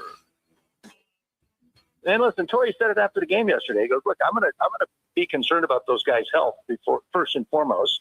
And Erod wanted to go back out there, and he talked to Torrey before that. He said, "Give me 10 pitches, give me a chance." And he went out there, and he just wasn't able to deliver it after he put the runner on base. And Torrey went out there. He said, "Hey, I appreciate all you did. I just got to protect your arm in this thing." And Erod agreed. So he wasn't. I know every pitcher wants to get the complete game in. But you also have to realize you're trying to win a series, and you hadn't won one since April 17th and 18th. So you needed to get a series, especially against the lowly Mets, struggling Mets team. So the manager always has that call, and he's got to make that call in the best interest of the team for the long run, not just Mothers. It's Craig Fouhy early on the program for Factor Fouhy. It's our one call, that's all, brought to you by Lerner Rowe. In a wreck, need a check, make one call, that's all. 602-977-1900. All right, what's on tap tonight? 5 o'clock. D-backs are in Texas to take on the Rangers. The radio call will be on Arizona Sports 98.7, and then television 686 on Direct and 34 on Cox and D-backs TV. Also at 5 o'clock, NBA playoffs, Cavs and Pistons, and then after that will be Lakers and OKC. Both of them are game 4s. It doesn't surprise me that OKC is going to sweep LA. It's not shocking at all. Well, why would it be when Luka not playing? I was going to say, you got 30 points a game sitting on your bench. Yeah. So that makes all the difference in the world. Look, it didn't shock me when they came in and swept the Suns. That's why we went for the State 48 roofing. It's your call question of the day. Do you agree with the way that they play. Are they becoming, meaning OKC, the most hated team in the NBA because of their clutch grab and flopping? Or do you just blow it off and say, no, it's the playoffs? I don't think you can blow it off because they play that way during the regular season as well. They really do. It just amps up when you're in the playoffs. So the Bucks have come out today, and Giannis is available. That's a developing story. Trade talks for Giannis. He just finished a 3-year, $175 million extension. So the option in 27-28 is $62.8 million. Yep, that's all. He's going to end up in Boston or New York. Right? I mean, or could they make it Golden State? Golden State wouldn't be bad. Steve Kerr coming back. Yeah. And you could unload. I believe that they have a couple of players where their contracts are up, so you could probably clear some of that money under the cap. It's the question's going to be, what will Milwaukee take for him? That's the key. How much are you going to have to gut your team in order to acquire Giannis? When we discussed it beginning of the show, you pretty much said, I'll trade on anybody except Book. Yeah. That's what you said. So are you staying with that? Yeah, okay. Of course. Okay. I mean, he's that good. He's that good. He's 30 points a game and 12 to 15 rebounds per game and a block shot or two. And he plays great defense. And he's a player, and people are going to say, well, he's 30 now. And he's been hurt. I get that.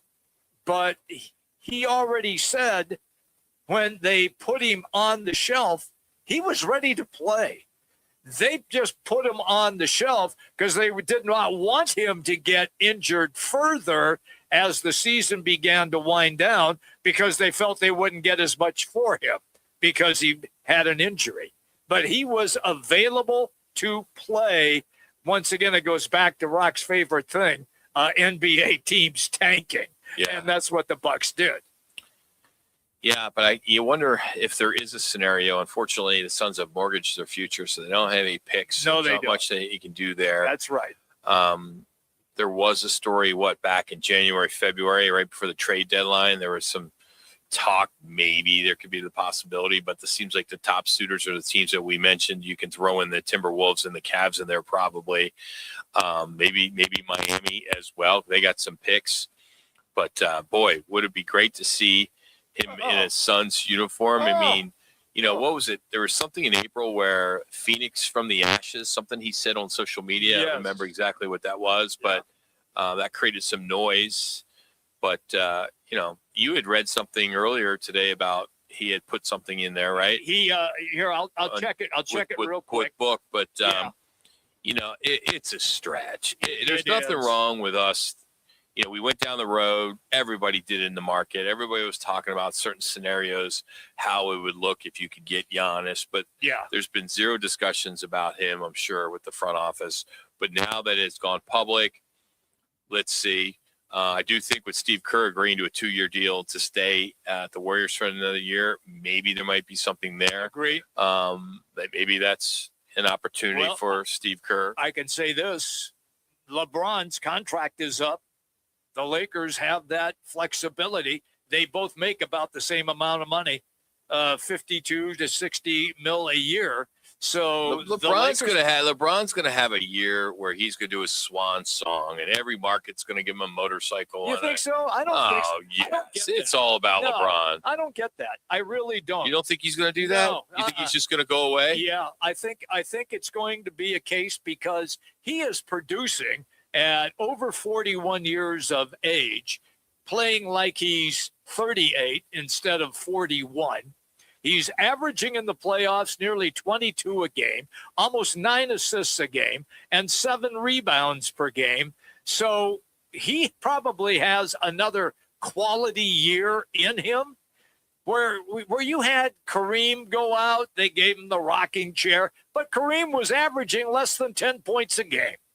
that's not LeBron. I just have a feeling that when he decides, okay, I'm done, that's going to be it. I really do. I don't see a farewell tour. I really don't for him. Well, if it's if you could trade Green, Brooks, Rasheer Fleming, any picks they have, you may be able to make it work. Okay. Because Green is $33 million, Brooks is $22 million. If Giannis is expected to make $58 million next year, right? That's 55. You're off. You're pretty close. Yeah, you are. I mean, and look, I would not have throw in say, Manuch. Oh God, I love Dylan Brooks. He's such an instant. No. I get where you're going from. He might be a fan favorite, but he is not Giannis.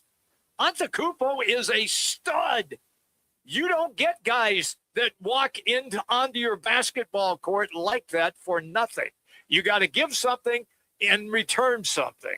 So if what Roc just referenced, it's not that far-fetched that if they weren't able to cut a deal, and look, I know what fans would say, Roc. Fans are going to say, well, they tried that. They went and got KD. They went and got Bradley Beal, and it didn't work. This is a totally different guy than those two guys. No, I think you're right. I think also to really make this work, I mean, the math could work. I'm sure it could. Yeah. Maybe there's not an appetite on each side, but maybe a third team would come in. That could maybe, use cap space to absorb Brooks's contract or someone other son's contract, which would make it a little bit cleaner. It doesn't fix the asset gap that they have. Right. Yeah. They don't have much. No, they don't. No. But I do think, if for some reason Giannis wants to come to Phoenix, that would play into this quite a bit. And then whatever the Bucks are looking for, I mean, Manuch, maybe they want. He's an intriguing. He's a project. Maybe you throw him in there too. I'm not butthurt over that at all. No, here's what Giannis said about Book. If we were in the same uniform together, I would fight for Devin Booker every night. That's a quote. Interesting. Yeah. All right, we're going to do it again tomorrow, beginning at 1 p.m. Jeff Munn will be filling in for me tomorrow. So, Yo Money. Jeff will be here. Did you know that's his nickname? I heard it. Moneybag Yo. Moneybag Yo, yeah. Yo. Terrible rapper. I told you. I was listening to you guys. You guys were talking about that. That was good. I called the football player's name, University of Idaho. His name was Yo Murphy. And he wide receiver. He also played a little bit in the NFL. If you missed anything, go to rockandmanuch.com. Everything's on the Arizona Sports app. Of course, D-backs, Rangers on the mothership coming up at 5 o'clock. Again, have a great night. We'll see you back here tomorrow.